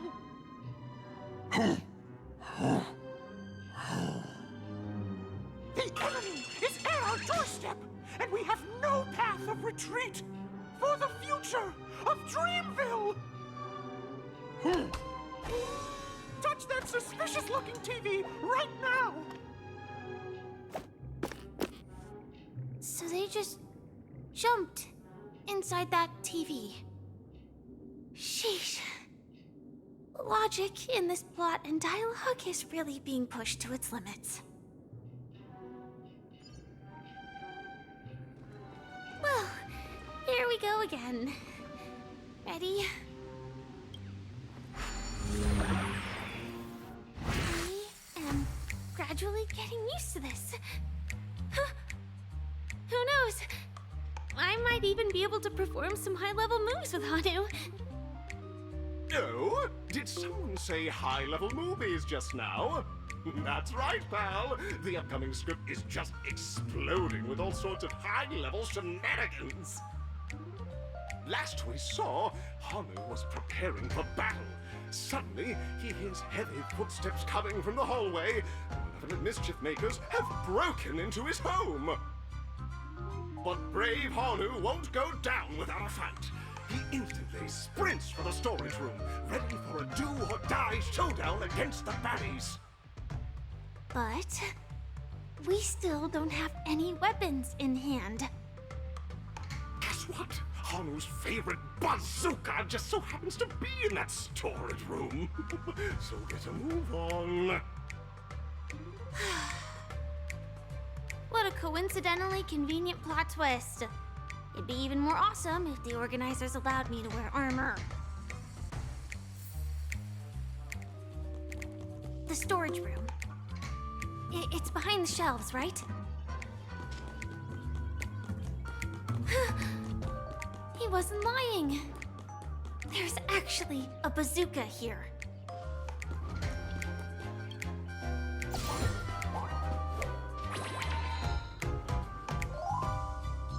Now we should have a way of dealing with those baddies. This thing feels just like the Soaring Locust too. That should be all of them, right? Oh my! Honu is on a streak! Everyone! The stage is complete! Quickly! Head through the TV to the next stage!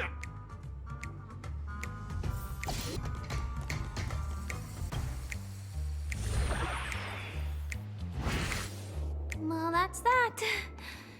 But it is gonna be hard to let go of this bazooka. Never mind. Let's hurry over to the next stage.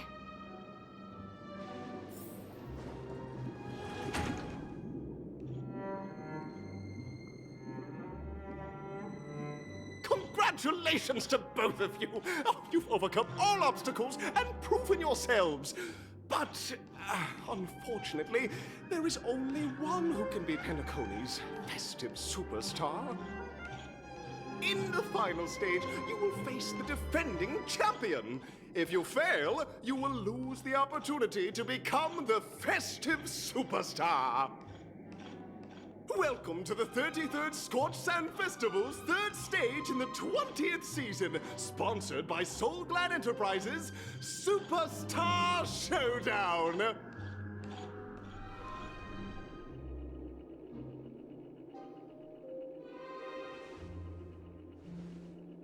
Are you a Knight of Beauty?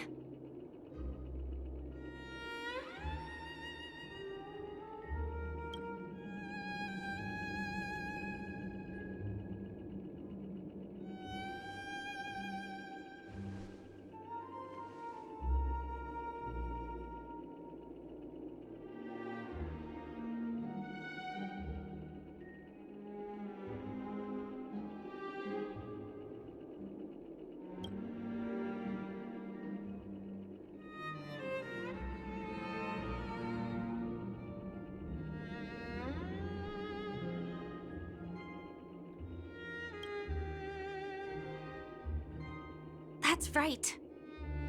This magnificent dream is built upon the Stellaron and the countless sacrifices of many people.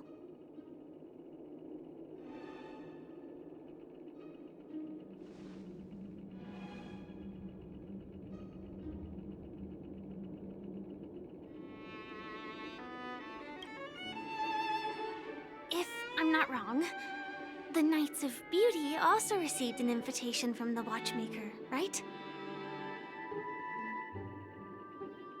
Actually, we've already met the Watchmaker.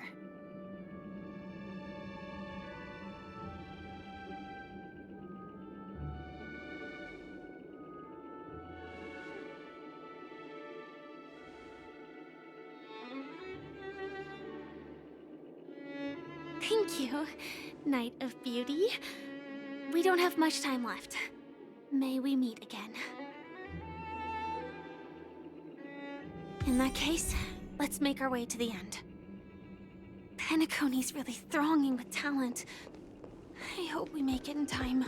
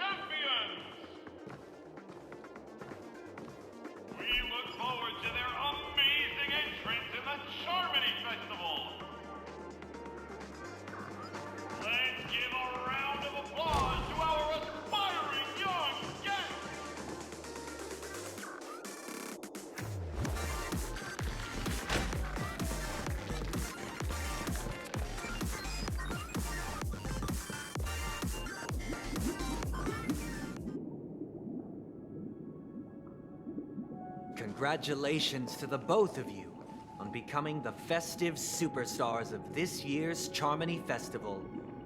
Before entering the Grand Theater, I, on behalf of the organizers, extend my sincere congratulations to you, wishing you joy under their radiance.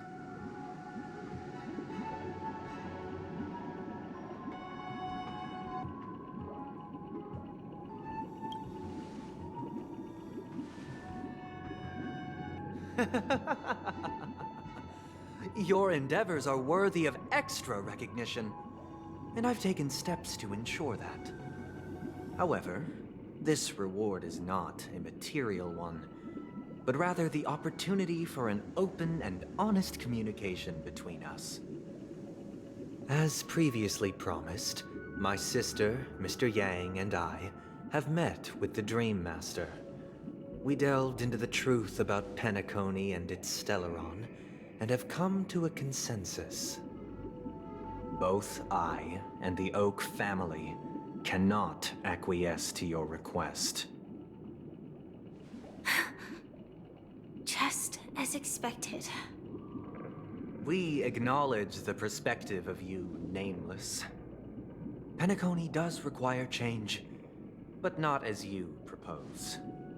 The planet of festivities cannot and will not revert to a place characterized by chaos, disorder, or anarchy. Through your journey of overcoming obstacles, you must have glimpsed the essence of that era. The vulnerable ruthlessly eliminated, equality non-existent, common folk living precarious lives, eking out a dreary existence. Ultimately, only heroes like yourselves manage to achieve success. But I would dare ask, if you did not possess the special status of having a Stellaron, and you were but an anonymous and frail member among the masses, which Penacony would you prefer? A dystopia for the survival of the fittest, or a sweet dream paradise for all?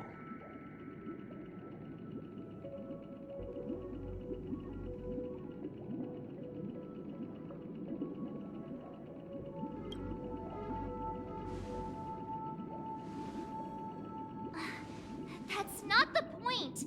Don't let him mislead you! Mr. Sunday, even if the members of the Oak family can't fully agree on what to do about the Stellaron, now's not exactly the time to be holding an extensive discourse about Penacony's past and future, is it? The Stellaron issue concerns the life and death of everyone on Penacony.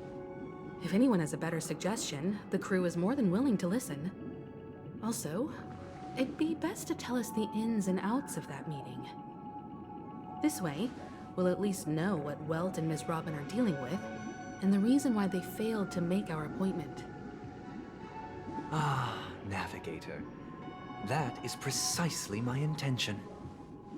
With all present, let's begin by discussing the details of that meeting. Let's talk about our tribulations and choices, our ideals and beliefs, and our final course of action. The only path to take.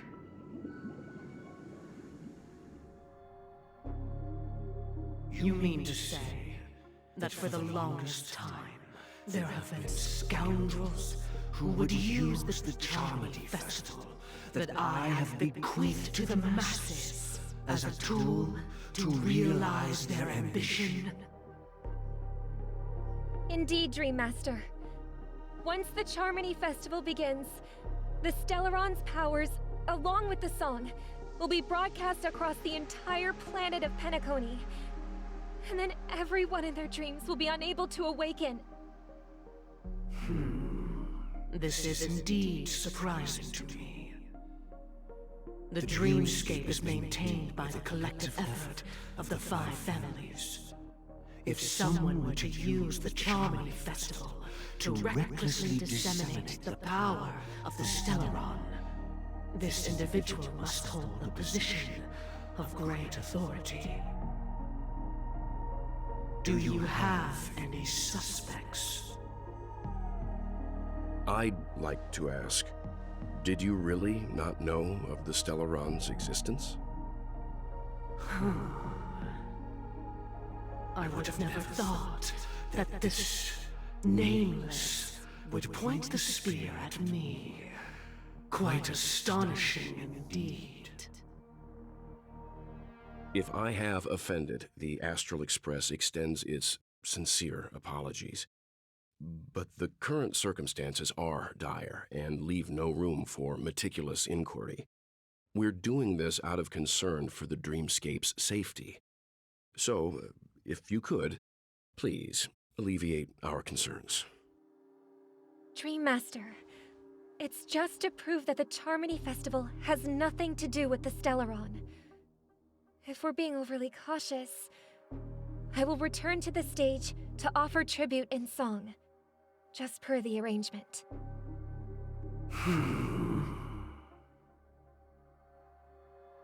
Sunday, Robin. I've watched you two grow up, and know your dispositions like the back of my hand. Both of you, right now, can surely be lauded as their most devout advocates. I already know your resolve. The magnitude of this matter is enormous, and cannot be taken lightly. Since Mr. Yang has asked with such earnestness, I will personally respond in kind. If there is a need, the entire Oak family will be mobilized to heed your call. Someday, might I ask you to beseech them to cast their light unto me, and question me in their stead, so that no lies may be concealed? I will do as you command. Robin, could I entrust you to be present as a witness, to document the truth, and to proclaim my innocence, so that all slander may be utterly dispelled? I will do as you command. May thy will be carried out on earth, just as it is in the heavens.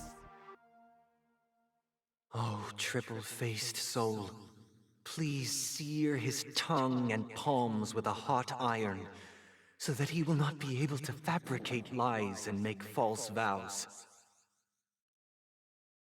Let us begin. There is nothing else to prepare. Understood. Question. Have you devoted your life to your god, never worshipping other gods? Naturally. Do you love your god as you do yourself, always heeding their admonishments? Naturally. Have you strayed from the path expected by your god, betraying their name? Never. Have you ever been inordinate with your asks of your god, coveting more than the foundation of the creation itself? Never. Then, a final question. Do you swear to fulfill all vows, past, present, and future? With the Eon as my witness, if I do not deliver on my words, or if I renege on my vows, may I be cursed in accordance with divine law. They have seen your faith, and have endorsed your faith. With this, it can be evidenced... Just a moment. What is it, Mr. Yang? I have another question I hope to have answered. To my understanding, the family's harmony and prosperity have never relied on so-called divine laws. The god you both mentioned, Are they truly Shipe? Mr. Yang should know that those belonging to the family toil together as if they were kin, embracing solidarity and unity under their light. All duplicity is laid bare before the harmony. Such a delicate and complex symphony. Which other god could perfectly harmonize this, if not for the Great One, Shipe? Perfectly harmonize. Therein lies the problem. It isn't an outsider lurking in the shadows who changed the harmony, but a dissonance that has surreptitiously emerged from within this very symphony itself. In the distant past, there existed an eon. With one flick of the wrist, they crafted the laws of the cosmos. Their followers formed the Beyond the Sky Choir, spreading solemn and reverent hymns throughout the universe. Later, they fell. The route traversed by this eon clashed with the harmony, ultimately being absorbed and fused into it. The chorus that once reverberated across worlds fell silent, and when it echoed anew, it was transformed into the hymn of harmony. Though an eon may perish, paths with no masters still linger. In the all-forgiving harmony, echoes of bygone dissonance may subtly arise. Mr. Yang. Being overly astute can be a detriment, especially when you find yourself alone and without allies. So this is how it is. For the sake of our grand cause, Sunday, please afford these two an opportunity to rest. What?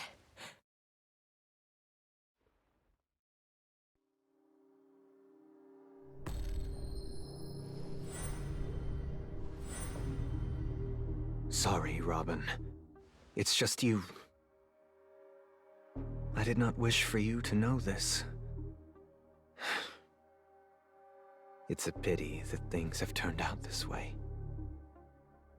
So, this is the true reason I can't sing? The shadow that envelops Penacony is actually... We were never children of the harmony. Our ideal paradise could not have been crafted by Shipe. True bliss can only be guaranteed by the one who transcends the many. Within the foundation of law, humanity establishes civilization, and through harmony, we obtain order.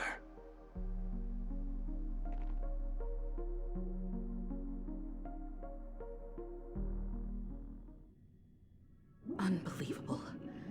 To think that there would be remnants of the Order on Penacony. What have you done with Mr. Yang and Miss Robin?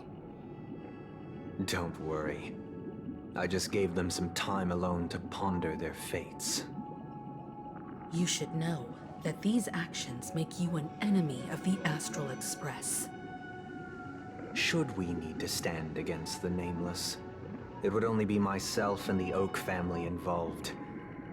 But we haven't reached that point yet, have we?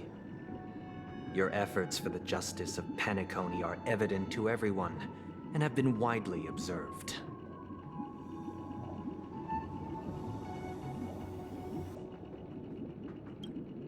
Smart kid. You're just as sharp as the other one. If it is the Order that drove you to imprison Welt and Robin, and you're using them to coerce our compliance, then there'll be no point in entertaining any type of discussion. You're mistaken, Miss Himiko. They are in very safe hands, and just as the family has always proclaimed, no one can be harmed in the dreamscape, least of all in the beautiful new world belonging to the Order. Penacony and the entire universe have witnessed far too much innocent bloodshed. The strong wield their blades against the weak, and the victors push the vanquished to the brink of life. Natural selection. The world abides by this principle, establishing the well-being of humanity atop the corpses of the downtrodden. Only we, or rather, I, possess the power to put an end to this farce. So you've decided to resurrect a dead Eon? No one's ever done such a thing. If Miss Himiko is interested, let's draw back the veil and speak candidly. I've always firmly believed that people can understand one another through peaceful means. I'm willing to divulge the unembellished truth as to the intentions of the Order's Pathstriders, so that you will make better judgment for the Astral Express, for Penacony, and for this stretch of the universe. Words can hardly do justice to the beauty of that ideal. So, come with me, everyone. Let us retrace our steps and see once again where this road leads. Huh? Where'd he go? Welcome. This isn't any location in Penacony's dreamscape. It's my inner world. The reason the scenery before you remains unchanged is because your consciousness has drawn on similar concepts to fill in the gaps.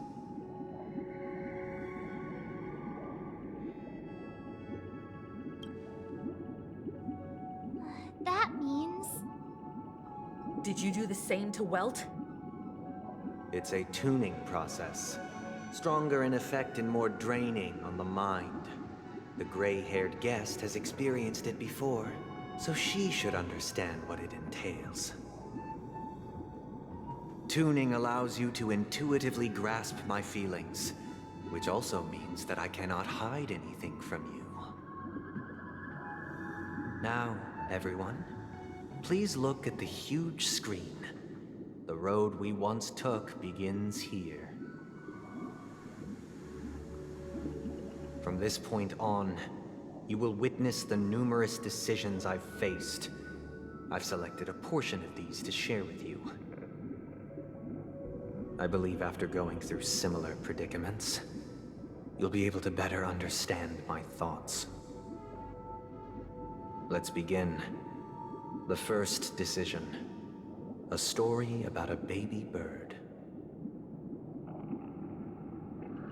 This story happened when Robin and I were very young. We were victims of the Stellaron disaster, and the family's Mr. Gopher Wood, who would later become the Dream Master of Penacony, saw that we siblings had no one to turn to and took us in. Later on, Robin and I lived a time with nary a care in the world.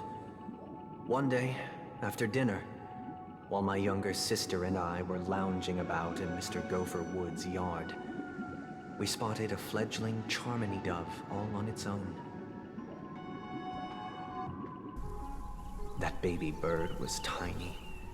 It didn't even have all of its feathers, and it couldn't sing. When we found it, it was already on its last breath, having fallen into a shrub, probably abandoned by its parents.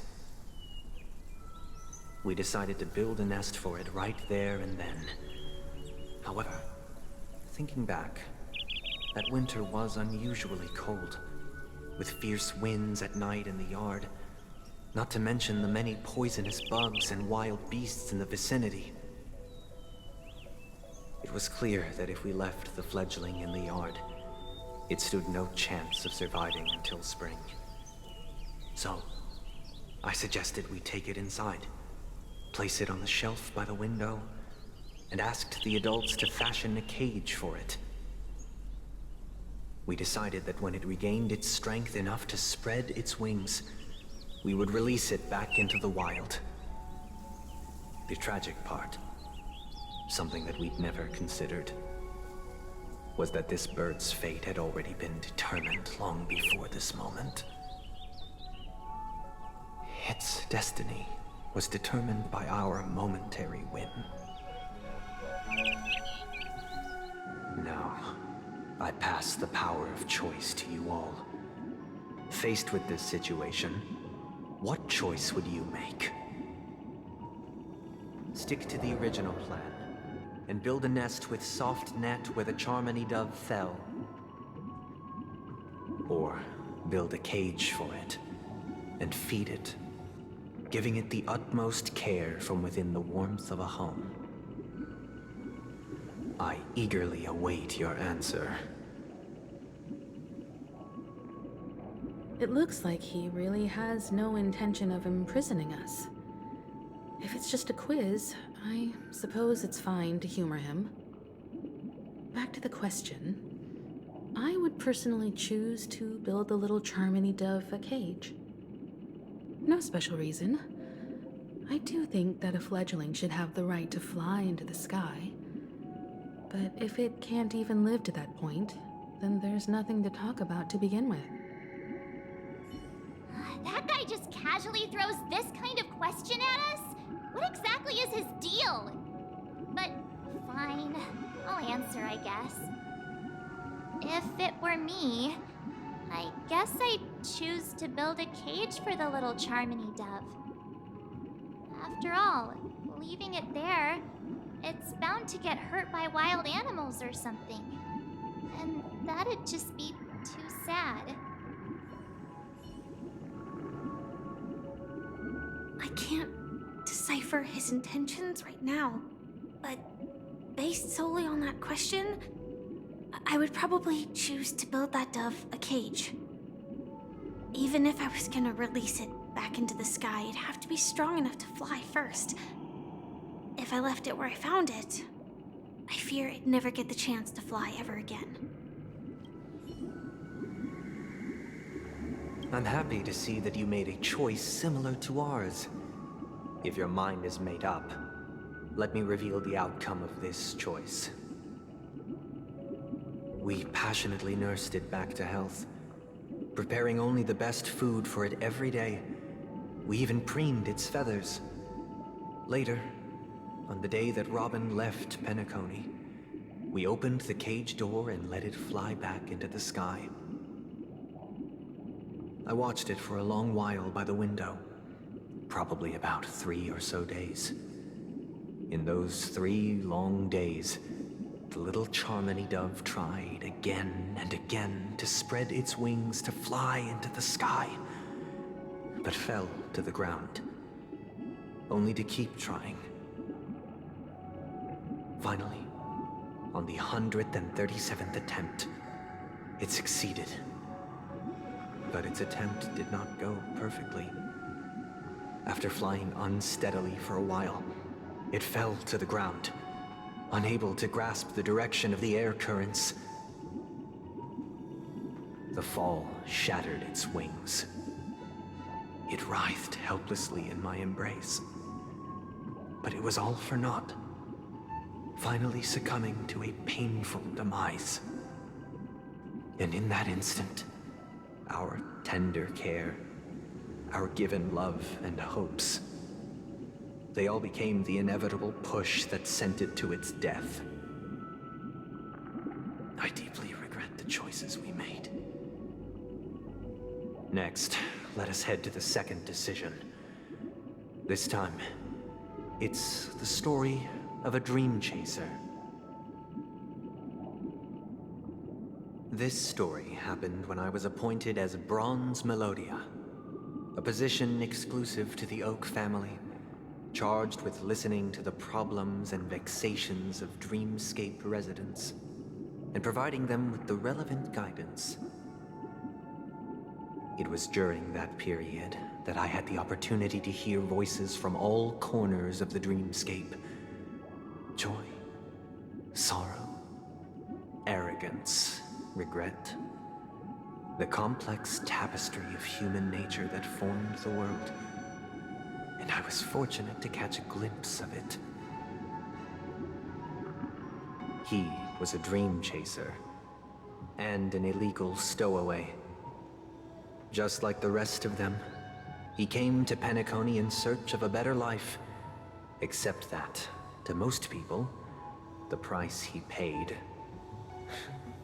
I suppose you could say it was everything. He told me I sold everything I could at home. The house, the land, even his 2 children. He said he could not afford to raise them, and that at least they could eat if they lived as slaves. He had a plan in place. He would buy back his children once he had made his fortune, and enjoy Penacony's beautiful dream with them. Alas, his plan to smuggle himself was somewhat clumsy, and he was sniffed out by those pig-headed hounds. After hearing the Dream Chaser's story, I immediately appealed to the Bloodhound family to cease their pursuit. That way, at least he could live peacefully. But I was still too naive to the ways of the world. I did not anticipate that what I thought was a kind gesture would later lead to dire consequences. I'll tell you the outcome soon. For now, I'd like you all to make a choice. Will you do as I did, and try to convince the Bloodhound family to stop their pursuit, so that the Dream Chaser may live peacefully and realize his wishes? Or will you remain silent, leaving him to languish while the hounds are hot on his heels, until his inevitable judgment arrives? I look forward to everyone's decisions. Who knows? Perhaps they might even alter the outcome of this tragedy. A Dream Chaser story. If I acted out of kindness, I would probably ask the Bloodhounds to stop their pursuit and lend him a hand. But what cruel repercussion would this choice result in? I think Sunday must have been deeply impressed by the limitations of the strong defending the weak through this incident. This question... Surely it has some connection to the baby bird story. And this connection is precisely the breakthrough Sunday aims to use to persuade us. I'd probably choose to ask the Bloodhounds to cease their pursuit. It seems illegal stowaways are really quite common on Penacony. But that guy in the story, I don't think he deserves any sympathy at all. He sold his kids to chase a dream. Even if he intended to go back for them, it's still insanely irresponsible. With that thought, there's only one choice. Let the Bloodhounds send him back home. This person deserves to be punished. It seems you, like me, are pondering whether a different choice could have led to a better outcome. Sadly, his fate would only be more tragic. Say he never gets caught. He would only die from delirium. The methods with which illegal stowaways enter dreams are unorthodox. Not flawless like the hotels. Living in the dreamscape would be a mere pipe dream. Should he be apprehended? Could the hounds afford to turn a blind eye? The answer is a definitive no. They couldn't bear the resulting consequences, and thus wouldn't dare extend a helping hand. As to your choice, I once again offer my heartfelt apologies. Next comes the third and final decision. And the story this time is my own. This story happened the day I was appointed the Oak family head. At that time, Mr. Gopherwood was the current Dream Master, and as per his wish, we had a private conversation.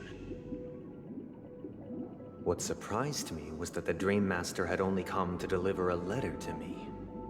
He let me read its contents, and it was a letter from my sister. The letter contained the usual pleasantries, anecdotes from her travels, nothing out of the ordinary. Just as I started wondering how this letter related to our discussion, the Dream Master began to speak. Do you know who wrote this letter? My sister, of course. But why would you personally visit me to hand me a letter from my sister containing mere trivialities? To help you grasp the full scope of this issue. Do you know where Robin is at this moment? From what the letter indicates, she must be in Caspelina 8, correct? She's touring there right now. Correct.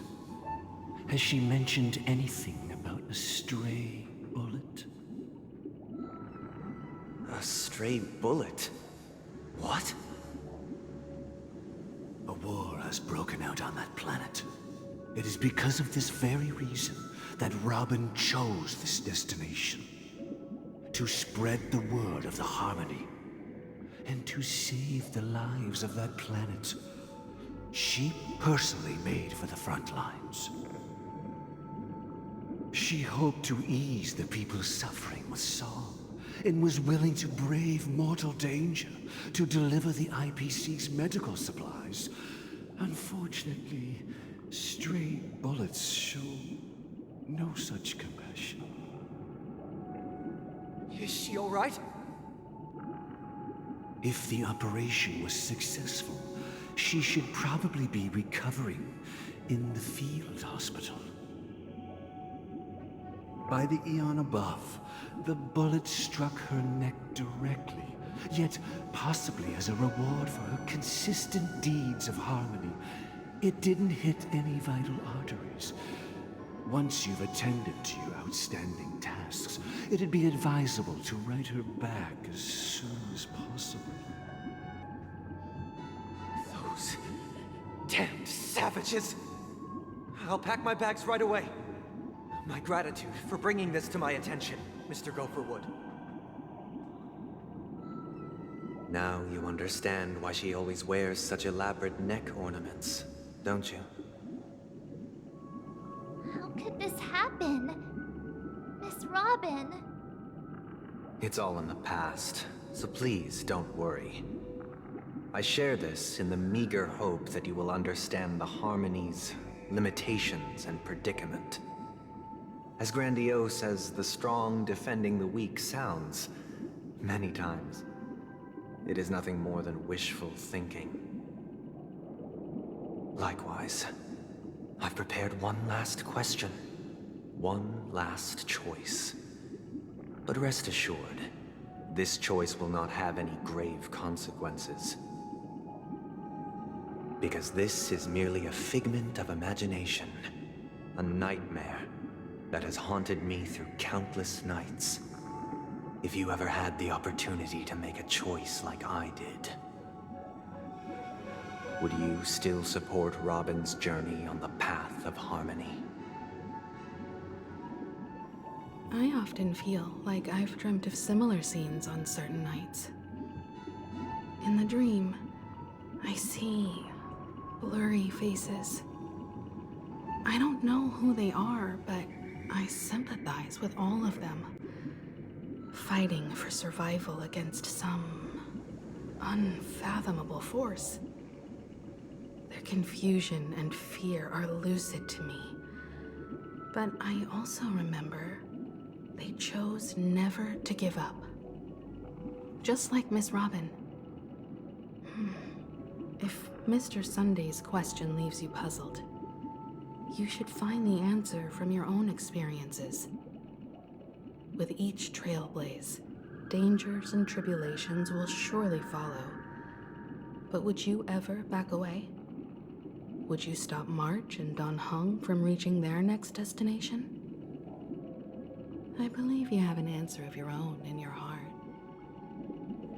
Miss Robin's courage is admirable. And your I was, thinking she was just another superstar celebrity. But the fact that she's also Mr. Sunday's younger sister? No, I doubt he'd wish harm on his own flesh and blood, no matter how grand the ambition. I can't believe that happened to Miss Robin. The strong defending the weak is a great mantra, but if I had to pay such a price, I don't know what I'd do.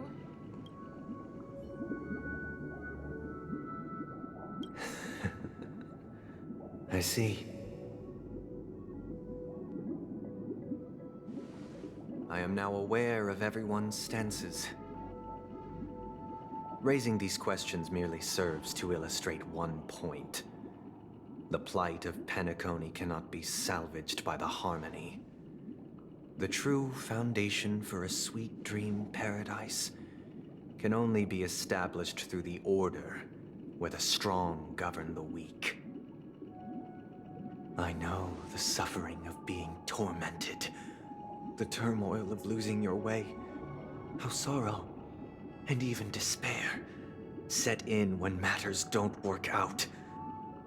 All of this causes me unending pain, because this is not what happiness is at all. We must teach the weak how to live a happy life.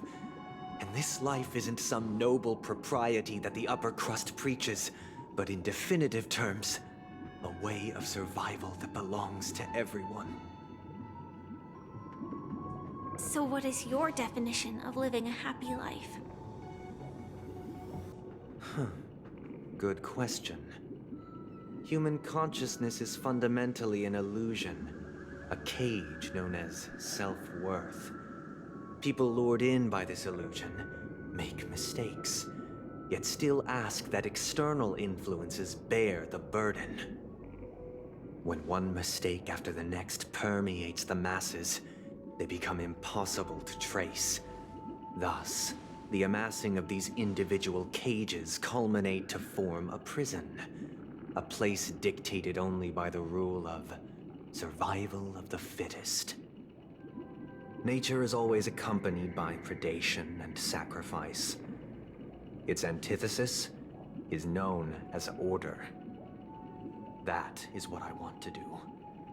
Unite people's happiness under the banner of order. They won't need to make bitter choices any longer, nor face the weaknesses of humanity. They can cast aside their primal instincts to build a haven for mankind. Simply describing thoughts is far too abstract, so allow me to provide a simple example. As you all may know, there are societal norms like weekends and long weekends that exist on some worlds. During these hard-earned rest days, people are given the chance to extricate themselves from the stresses of everyday life, allowing a certain tranquility to return to their souls. And it is only on these days that people do not have to adhere to the law where the strong prey on the weak. They can live out their lives happily during these brief intermissions. It's just a pity that 2 or 3 days are still too fleeting compared to the span of a lifetime. From where I stand, society's ideal system should be 7 rest days. Following Sunday, there should ensue a second, a third, and indeed an infinite procession of Sundays. This should be the face of the new world.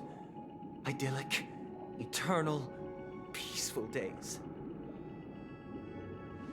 And thus, every person can return to their base selves in this utopia.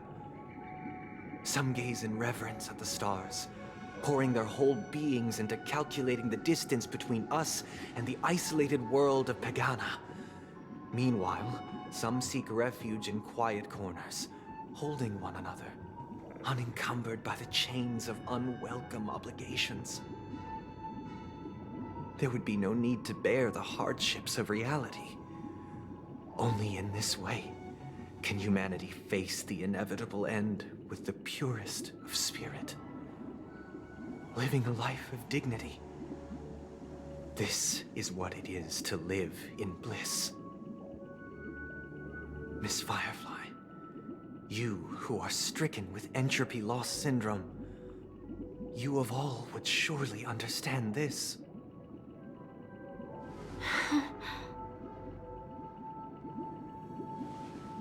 It sounds like a flawless theory.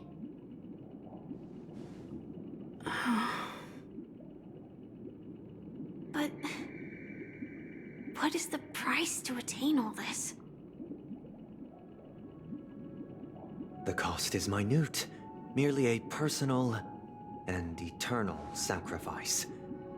If this paradise is to be maintained for everyone, someone must remain trapped in solitary awakening until the end of the cosmos. Awakening. Which means that this so-called paradise is still a dream. Stepping into this paradise means forsaking reality, correct? It is not forsaking, but transcending. Flesh, blood, sorrow, weakness. If the physical is the root of spiritual suffering, it is only logical that we defeat it. But in this supposed bliss, people won't have defeated their demons. The chance to overcome their tribulations would be forever lost to them. In other words, it is an escape. That's another way of understanding it. But there is no shame in escape. On the contrary, the seeds of escape exist in everyone's hearts. Don't you agree, Miss Firefly? And as to why we sleep, it is because we are afraid to awaken from our dreams.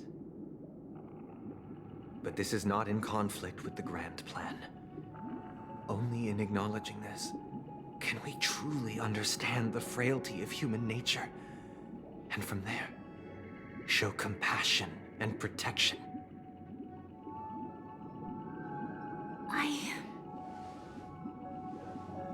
I admit that you are a born leader. Your perspective on humanity brims with pessimism. Yet you express compassion for all, even when your heart pities them. But unlike you, I live for the self. From my perspective, individuals making choices for themselves is their birthright. The want to escape may be innate in the weak. But whether they are weak or not, it is not up to another to decide. Perhaps in your mind, you also view me as weak?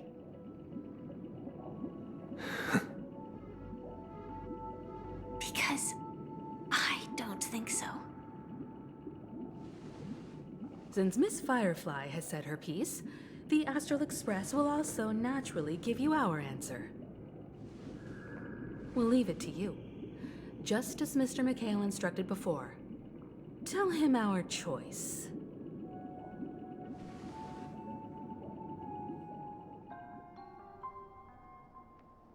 What is this place? Does this place ring any bells, Misha? I don't know, but I feel a sense of deja vu. What is this place? It's the realm within a dream bubble. This was left to the Astral Express by a nameless, but weirdly, when we entered it, it was completely empty. Dr. Edward from the Dreamscape sales store told me that dreams are formed from memories, and a dream bubble can't take shape if its core is empty. So I thought you might be able to help us in unraveling this mystery, Misha. As a hotel doorman, you know Penacony best among us. I don't know much about dream bubbles, but if you want to figure out what this mansion is, I'll do my best. I'm counting on you then. Himeko, I still don't get it. Why were you so sure that Misha had a connection with this dream bubble? I wasn't sure. It was just a hunch. But since Misha feels familiar with this place, my hunch might be correct.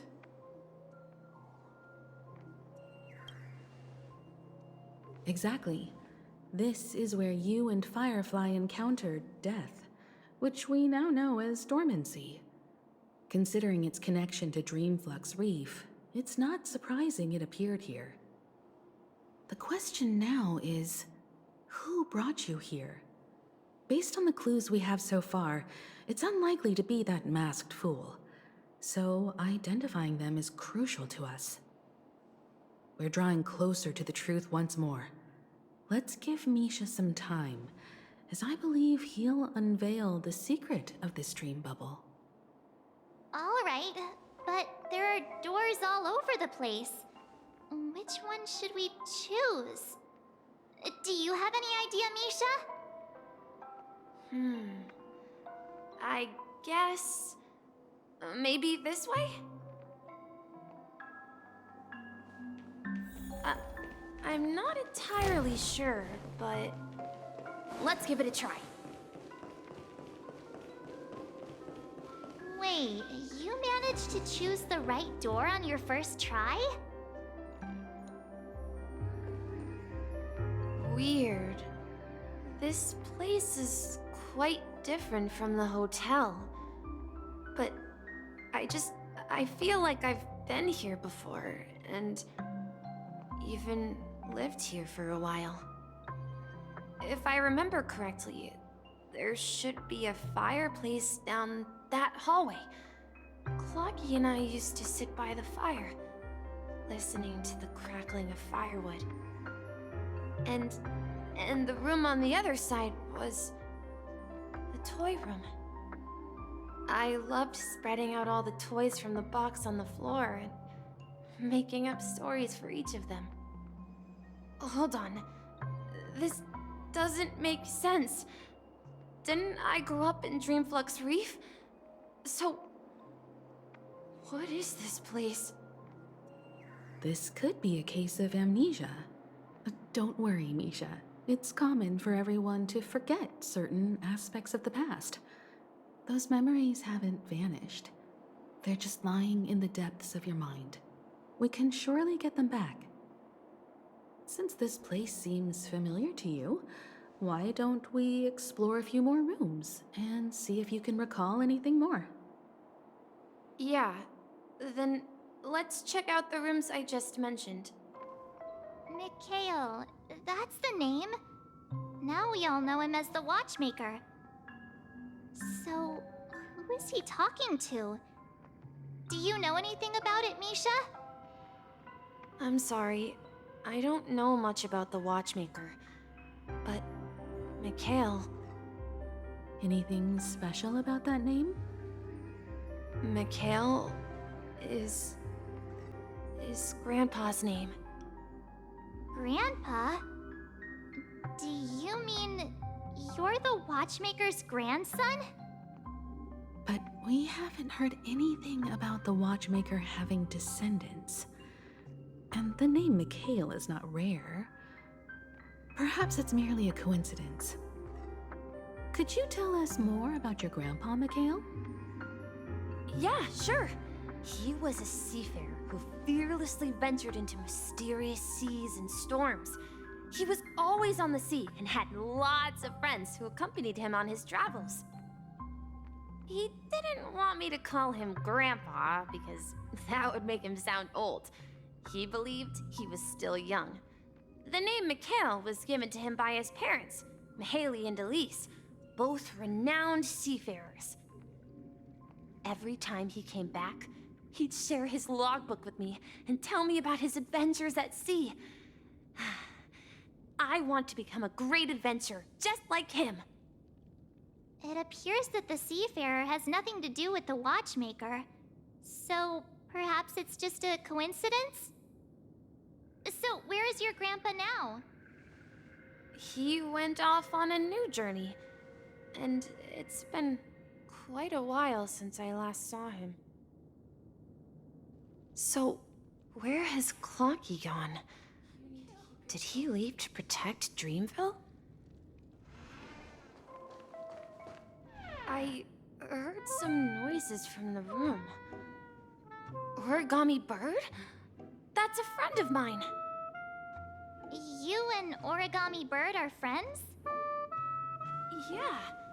It's a member of the Compass crew, just like Clocky and Miss Mirror. And there's more than just one Origami Bird.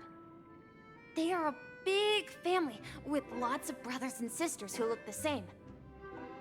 They follow Miss Mirror's orders and handle all sorts of jobs on the ship. They're the best sailors. Sailors? Can origami birds be sailors? Could you tell us more about the compass, Misha? The Compass is a ship bound for the New World. Clocky and his partners travel through layers of fog to the depths of the sea. Whenever there is danger, Clocky will use a compass and guide the ship in the right direction. That's a great story. But in the Penacony cartoon, Clocky and his partners have always lived in Dreamville and never ventured out, right? Huh? Oh, that does seem to be the case. Weird. I clearly remember Clocky arrived in the New World in the end. Perhaps Clocky has a hidden past. I think I hear the sound of water.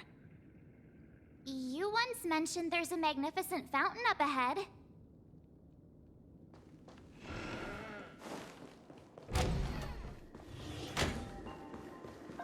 Look, there it is! The water resembles a precious jewel embedded in the dreams of all seafarers. Every time I gaze at the shimmering lights beneath the waves, it feels as though I'm back in this place, standing by your side. Have you recalled anything, Misha? Yeah, I saw these sentences in Grandpa's logbook. He used to say that despite the perils of the sea, whenever he stood on the deck in the afternoon, overlooking the sparkling waves, he would think of this fountain in front of his house. He often said that those moments felt like returning to his family's side, and the difficulties at sea didn't seem quite as challenging. You know, I quite understand such sentiments.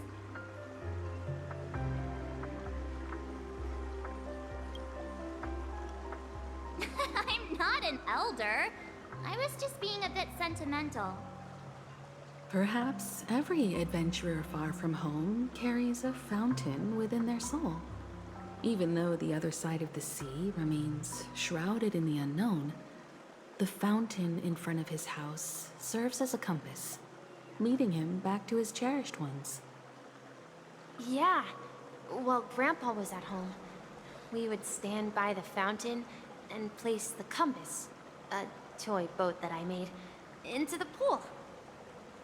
Back then, I would ask him when I could go on adventures like him, and he would always laugh and say I was still too young. It seems this Mikhail is truly a seafarer and has nothing to do with the watchmaker. Yeah. Based on Misha's recollections, the scenes in the dream bubble appear to be his childhood memories. But this raises more questions. According to Misha, he was clearly born on an oceanic planet and led an ordinary life, with no connection to Penacony at all. Could this be some sort of metaphor? Perhaps the sea refers to the memory zone. I'm sorry. I don't know, but my memories keep pouring out uncontrollably, like water flowing from a fountain. Perhaps I'll remember more things if we go further.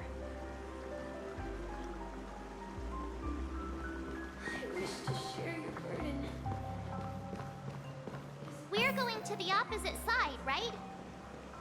No, we should turn left here. Huh? Something feels different about this place. This is it. I remember this corridor.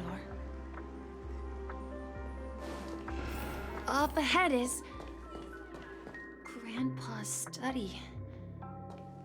It was in that room that I saw him the last time.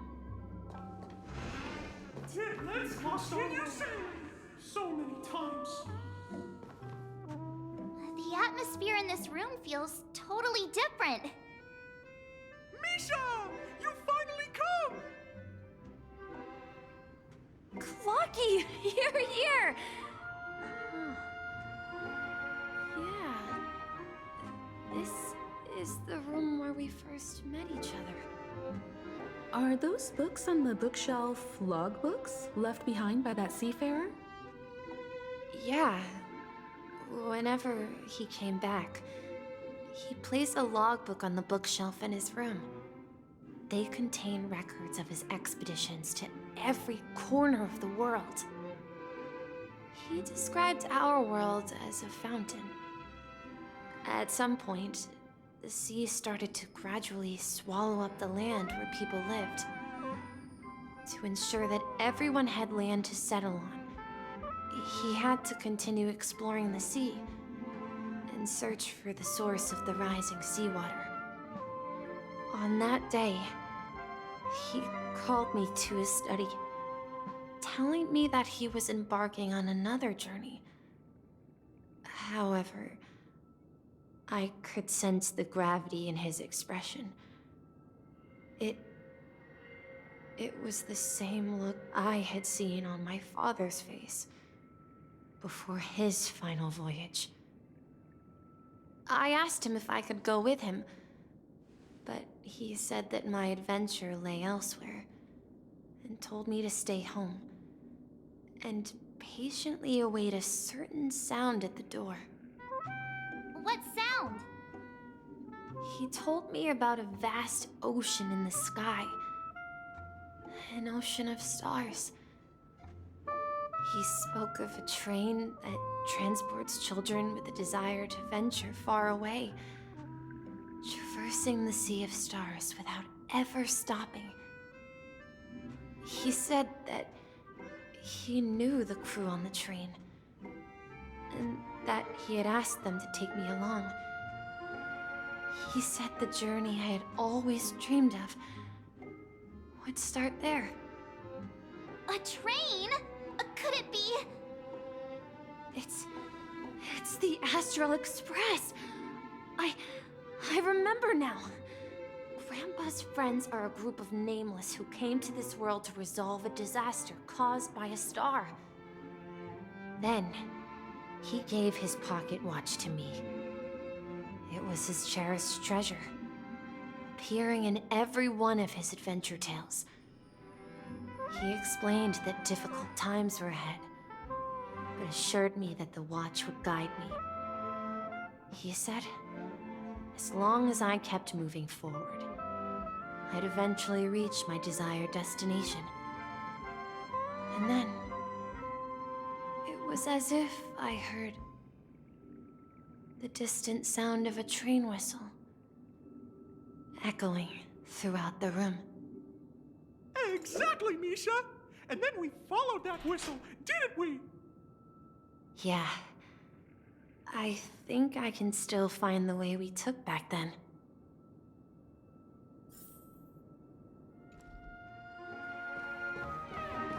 This is the dream jigsaw, right? So we're supposed to find the exit. But where can we find the last piece? Do you remember? You said you obtained a mysterious shard when you stumbled into this place. Hey, the shape seems to match. So this shard is also connected to Misha? Looks like we're just one step from revealing the truth. Let's get to the other side and investigate.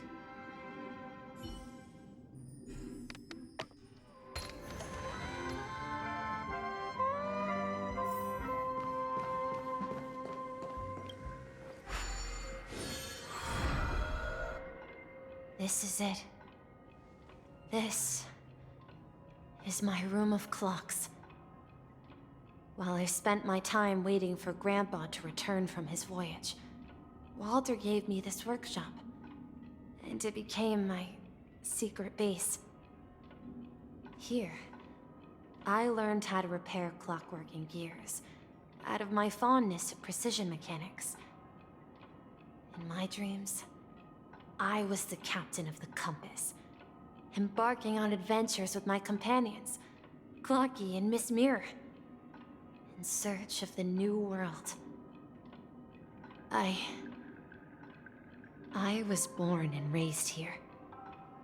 So, this building in the dream bubble is your childhood home? Yes, but not exactly. To be more precise, this dream bubble itself is my home. Looks like you've remembered everything now. Wait. Why does it feel like everyone else knows something I don't?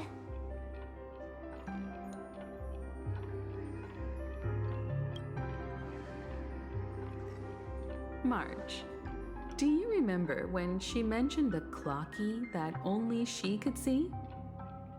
Yeah, the little guy here, right? But we all saw him in Dreamflux Reef, right? And Mr. Yang even greeted him. Looks like everyone on the Astral Express has a childlike spirit. The answer lies in the Astral Express. Her experience shows that neither Firefly nor Acheron can see this clocky.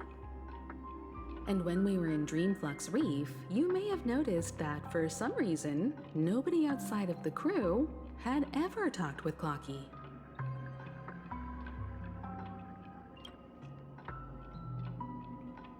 A mimetic life that can only be seen by a select few? It's just like a hidden message, left by someone for the nameless. But Misha can see Clocky too, right? They even grew up together. But Misha hasn't started the way of the Trailblaze yet. That's the key to the mystery, March. Now take a moment to recall. Have you ever seen anyone outside of the crew interact with Misha? Wait. No way! That's the answer, March 7th. This dream bubble is the place where I was born. And I'm a dweller in this dream. Just like a memory zone meme. I should have stayed here and waited for you. But when reality and memories merged, I unconsciously pushed open that door and left the bubble with Clocky. So it's not that the Watchmaker's dream bubble is empty, but rather the stuff inside ran away? And the whistle you heard was the sound of the Express arriving at Penacony? That's one way to see it, but I believe there's a longer story behind all this. It's best for Misha himself to explain all the details. How about we start with your name? Now, should we call you Misha, or...? Thank you all for helping me rediscover my true self. Now, please allow me to reintroduce myself. I was born on Lushaka, in the Presmere system, adopted by seafarers Mikhail and Char. They gave me a treasure, a name that carried their hopes. Mikhail Char Legwork, or simply, Misha. If you prefer, you can call me by a more familiar name, the Watchmaker. So, you're the Watchmaker himself? Unfortunately, that legendary figure is no more. I am only a reflection of his life. As for the child who has been with you, he's the innocent protagonist of Misha's childhood dream.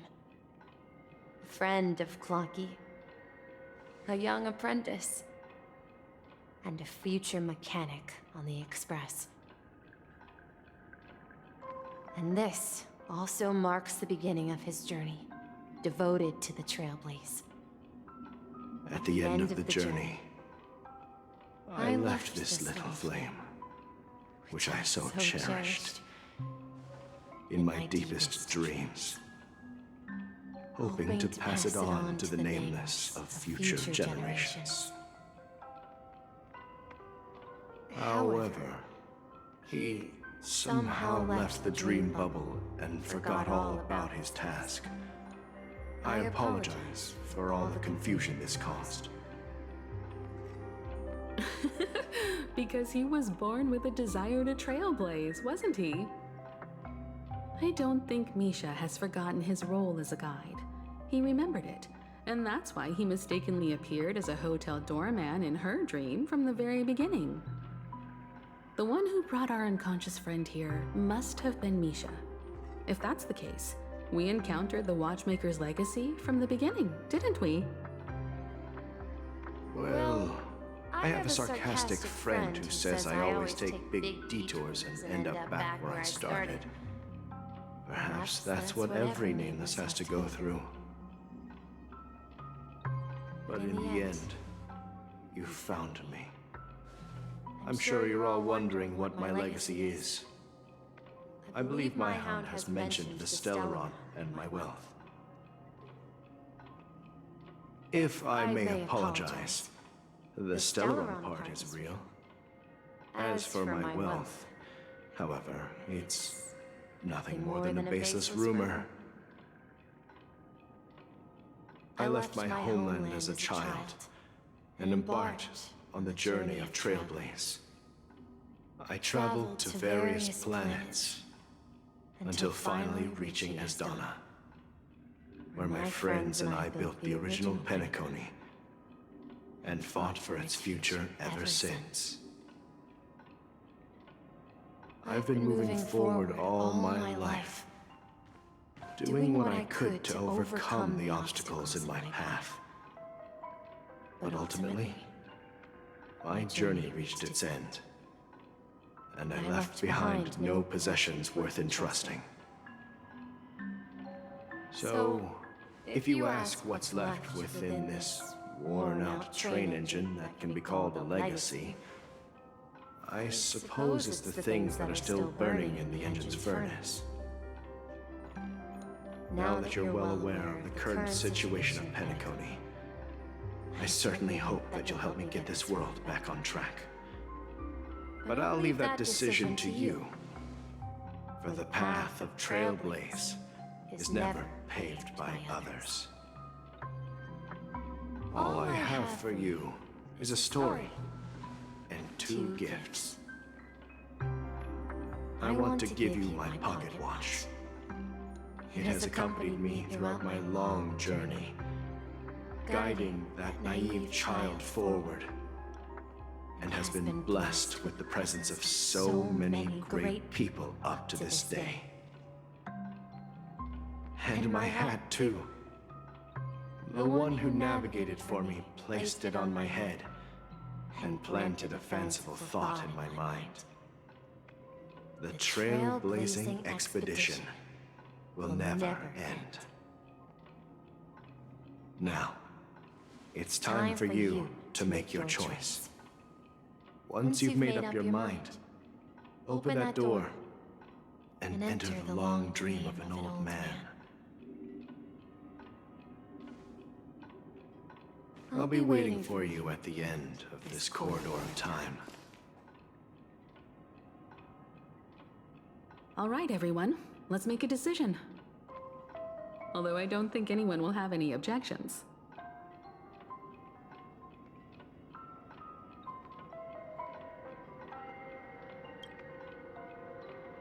Of course. We've come this far. Surely there's no other option than moving forward. In that case, it's unanimous. Then let's proceed together to the end of this dream and tell Mikhail our decision.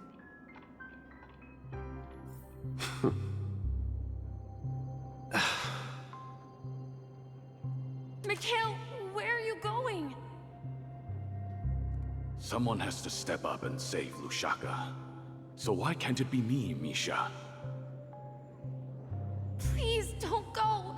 And if you must, please take me with you. Don't leave me alone. Even without me, you know how to proceed forward, brave Captain Misha. The compass is waiting for you. Haven't you always wanted to be a better adventurer than me? Now go, board that train and start your journey.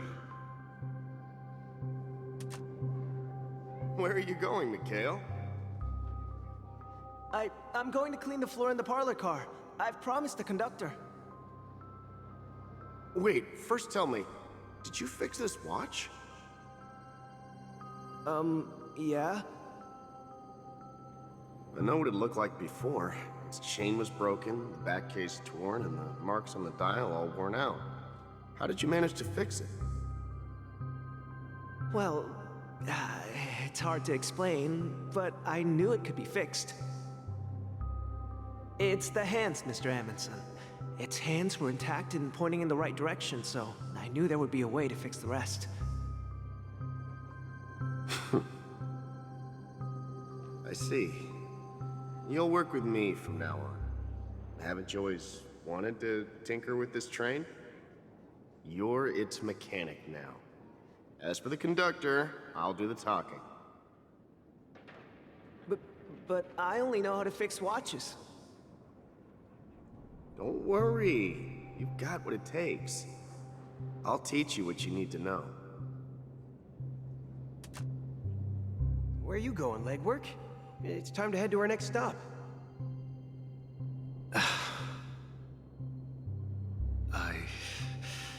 I'm staying in Astana with Rosalina and Tiernan. I see. This place reminds you of home. The people of Astana have only achieved a tiny victory, and still have a long way to go towards true freedom. Hanunu needs us. Don't worry, not all journeys lead to the stars. Even if I leave the Express, our path of Trailblaze will continue. Yeah. I knew you wouldn't stay on the Express forever. Leave in peace, my friend. And, take this with you. This is Mr. Amundsen's hat. But why? When he departed, he said he would leave it to his best student. Well, I suppose the time has come. Farewell, legwork. Take care of Tiernan and Rosalina. And don't forget to write to us.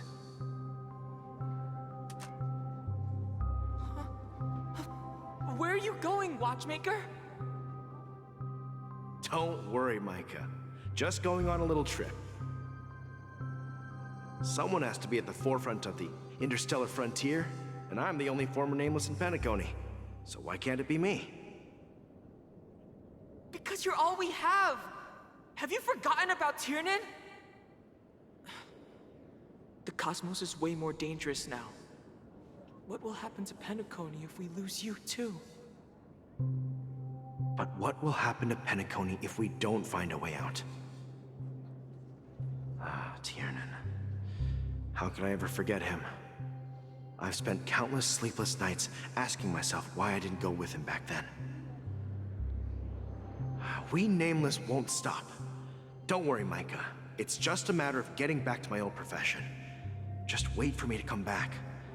But if, and it's a big if I don't come back in one piece, then you'll become the next Watchmaker. Where are you going, old man? Oh, you're here. Answer my question. What are you up to? Relax, Gallagher. I just came up with a great idea. Wanna hear it? Oh, come on. Aren't all your ideas just ways to get yourself killed? I may be blunt here, but you're the last remaining hero in Penacony. If you die too, the secret of the Stellaron will go to the grave with you. Yes, I'm afraid there's no way out in Penacony, so I'll have to consider alternatives beyond Asdana. We'll organize a festival using the Watchmaker's legacy as a facade, and send invitations to the entire cosmos to gather people here. So, a desperate struggle against the family? Desperate? Don't we have you here, my friend? This task is challenging, but what hasn't been challenging for us along the way? Well, whatever you do, remember, make sure to send an invitation to the Astral Express. Misha! Where are you going? Oh, it's you, Clocky. Take me to Dreamflux Reef. Last night, I had a long dream about the day we met. I want to write down that dream. Write it down? Why? Oh, so I won't forget it. Do you remember how you got your name, Clocky? Of course! You told me that when you were a kid, you lived in a room full of clocks. Those wall clocks and pocket watches grew up with you and were your best friends. Yes, but what I didn't mention was there's a funny misunderstanding behind it. I was a kid, and there was always a special pocket watch in my memories. It was with my grandpa, guiding him on his sea voyages and leading the way in his every adventure story. I wanted to have a pocket watch like that too. And that's when you appeared in my dreams. Yeah. Every night, we boarded the compass and set sail together. But you know what? It wasn't until the day my grandpa gave it to me that I realized it wasn't a pocket watch at all. It was a compass. So, your name should have been Compassy. And the Watchmaker is just a nameless.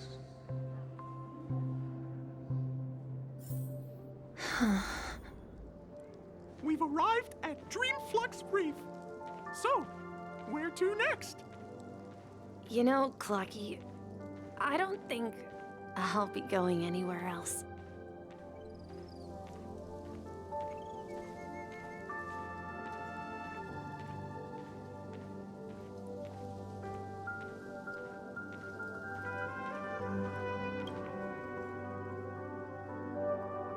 I've traveled far enough, and it's time for a little break. Oh. So, we'll set out again.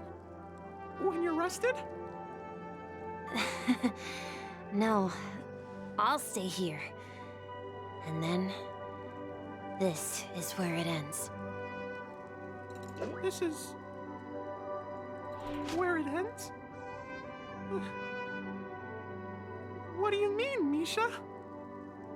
You told me that the Trailblazing expedition would never end. Yeah, that's what I said. So now, it's up to you to decide your next destination. My next destination? What's that supposed to be? I've been following you. Misha? You're acting weird today. If you're feeling down, we can just do what we usually do. With the clockwork. No, I'm not feeling down. As for clockwork, yeah, it resolves all problems in this dream. So, do you know what clockwork actually is? I'm not quite sure. Well, everyone gets lost at times. They may hesitate and doubt which way to go. That happens in this dreamscape and beyond. But don't worry. Everyone goes through moments of uncertainty and hesitation. Eventually, they gather the courage to make bold decisions. Whether it's calming, joyful, angry, or sad, all they need is a little nudge to take that step toward where they truly belong. I'm leaving that little nudge with you, and I hope you'll share it with others. Such is the essence of clockwork, the will of the Trailblaze.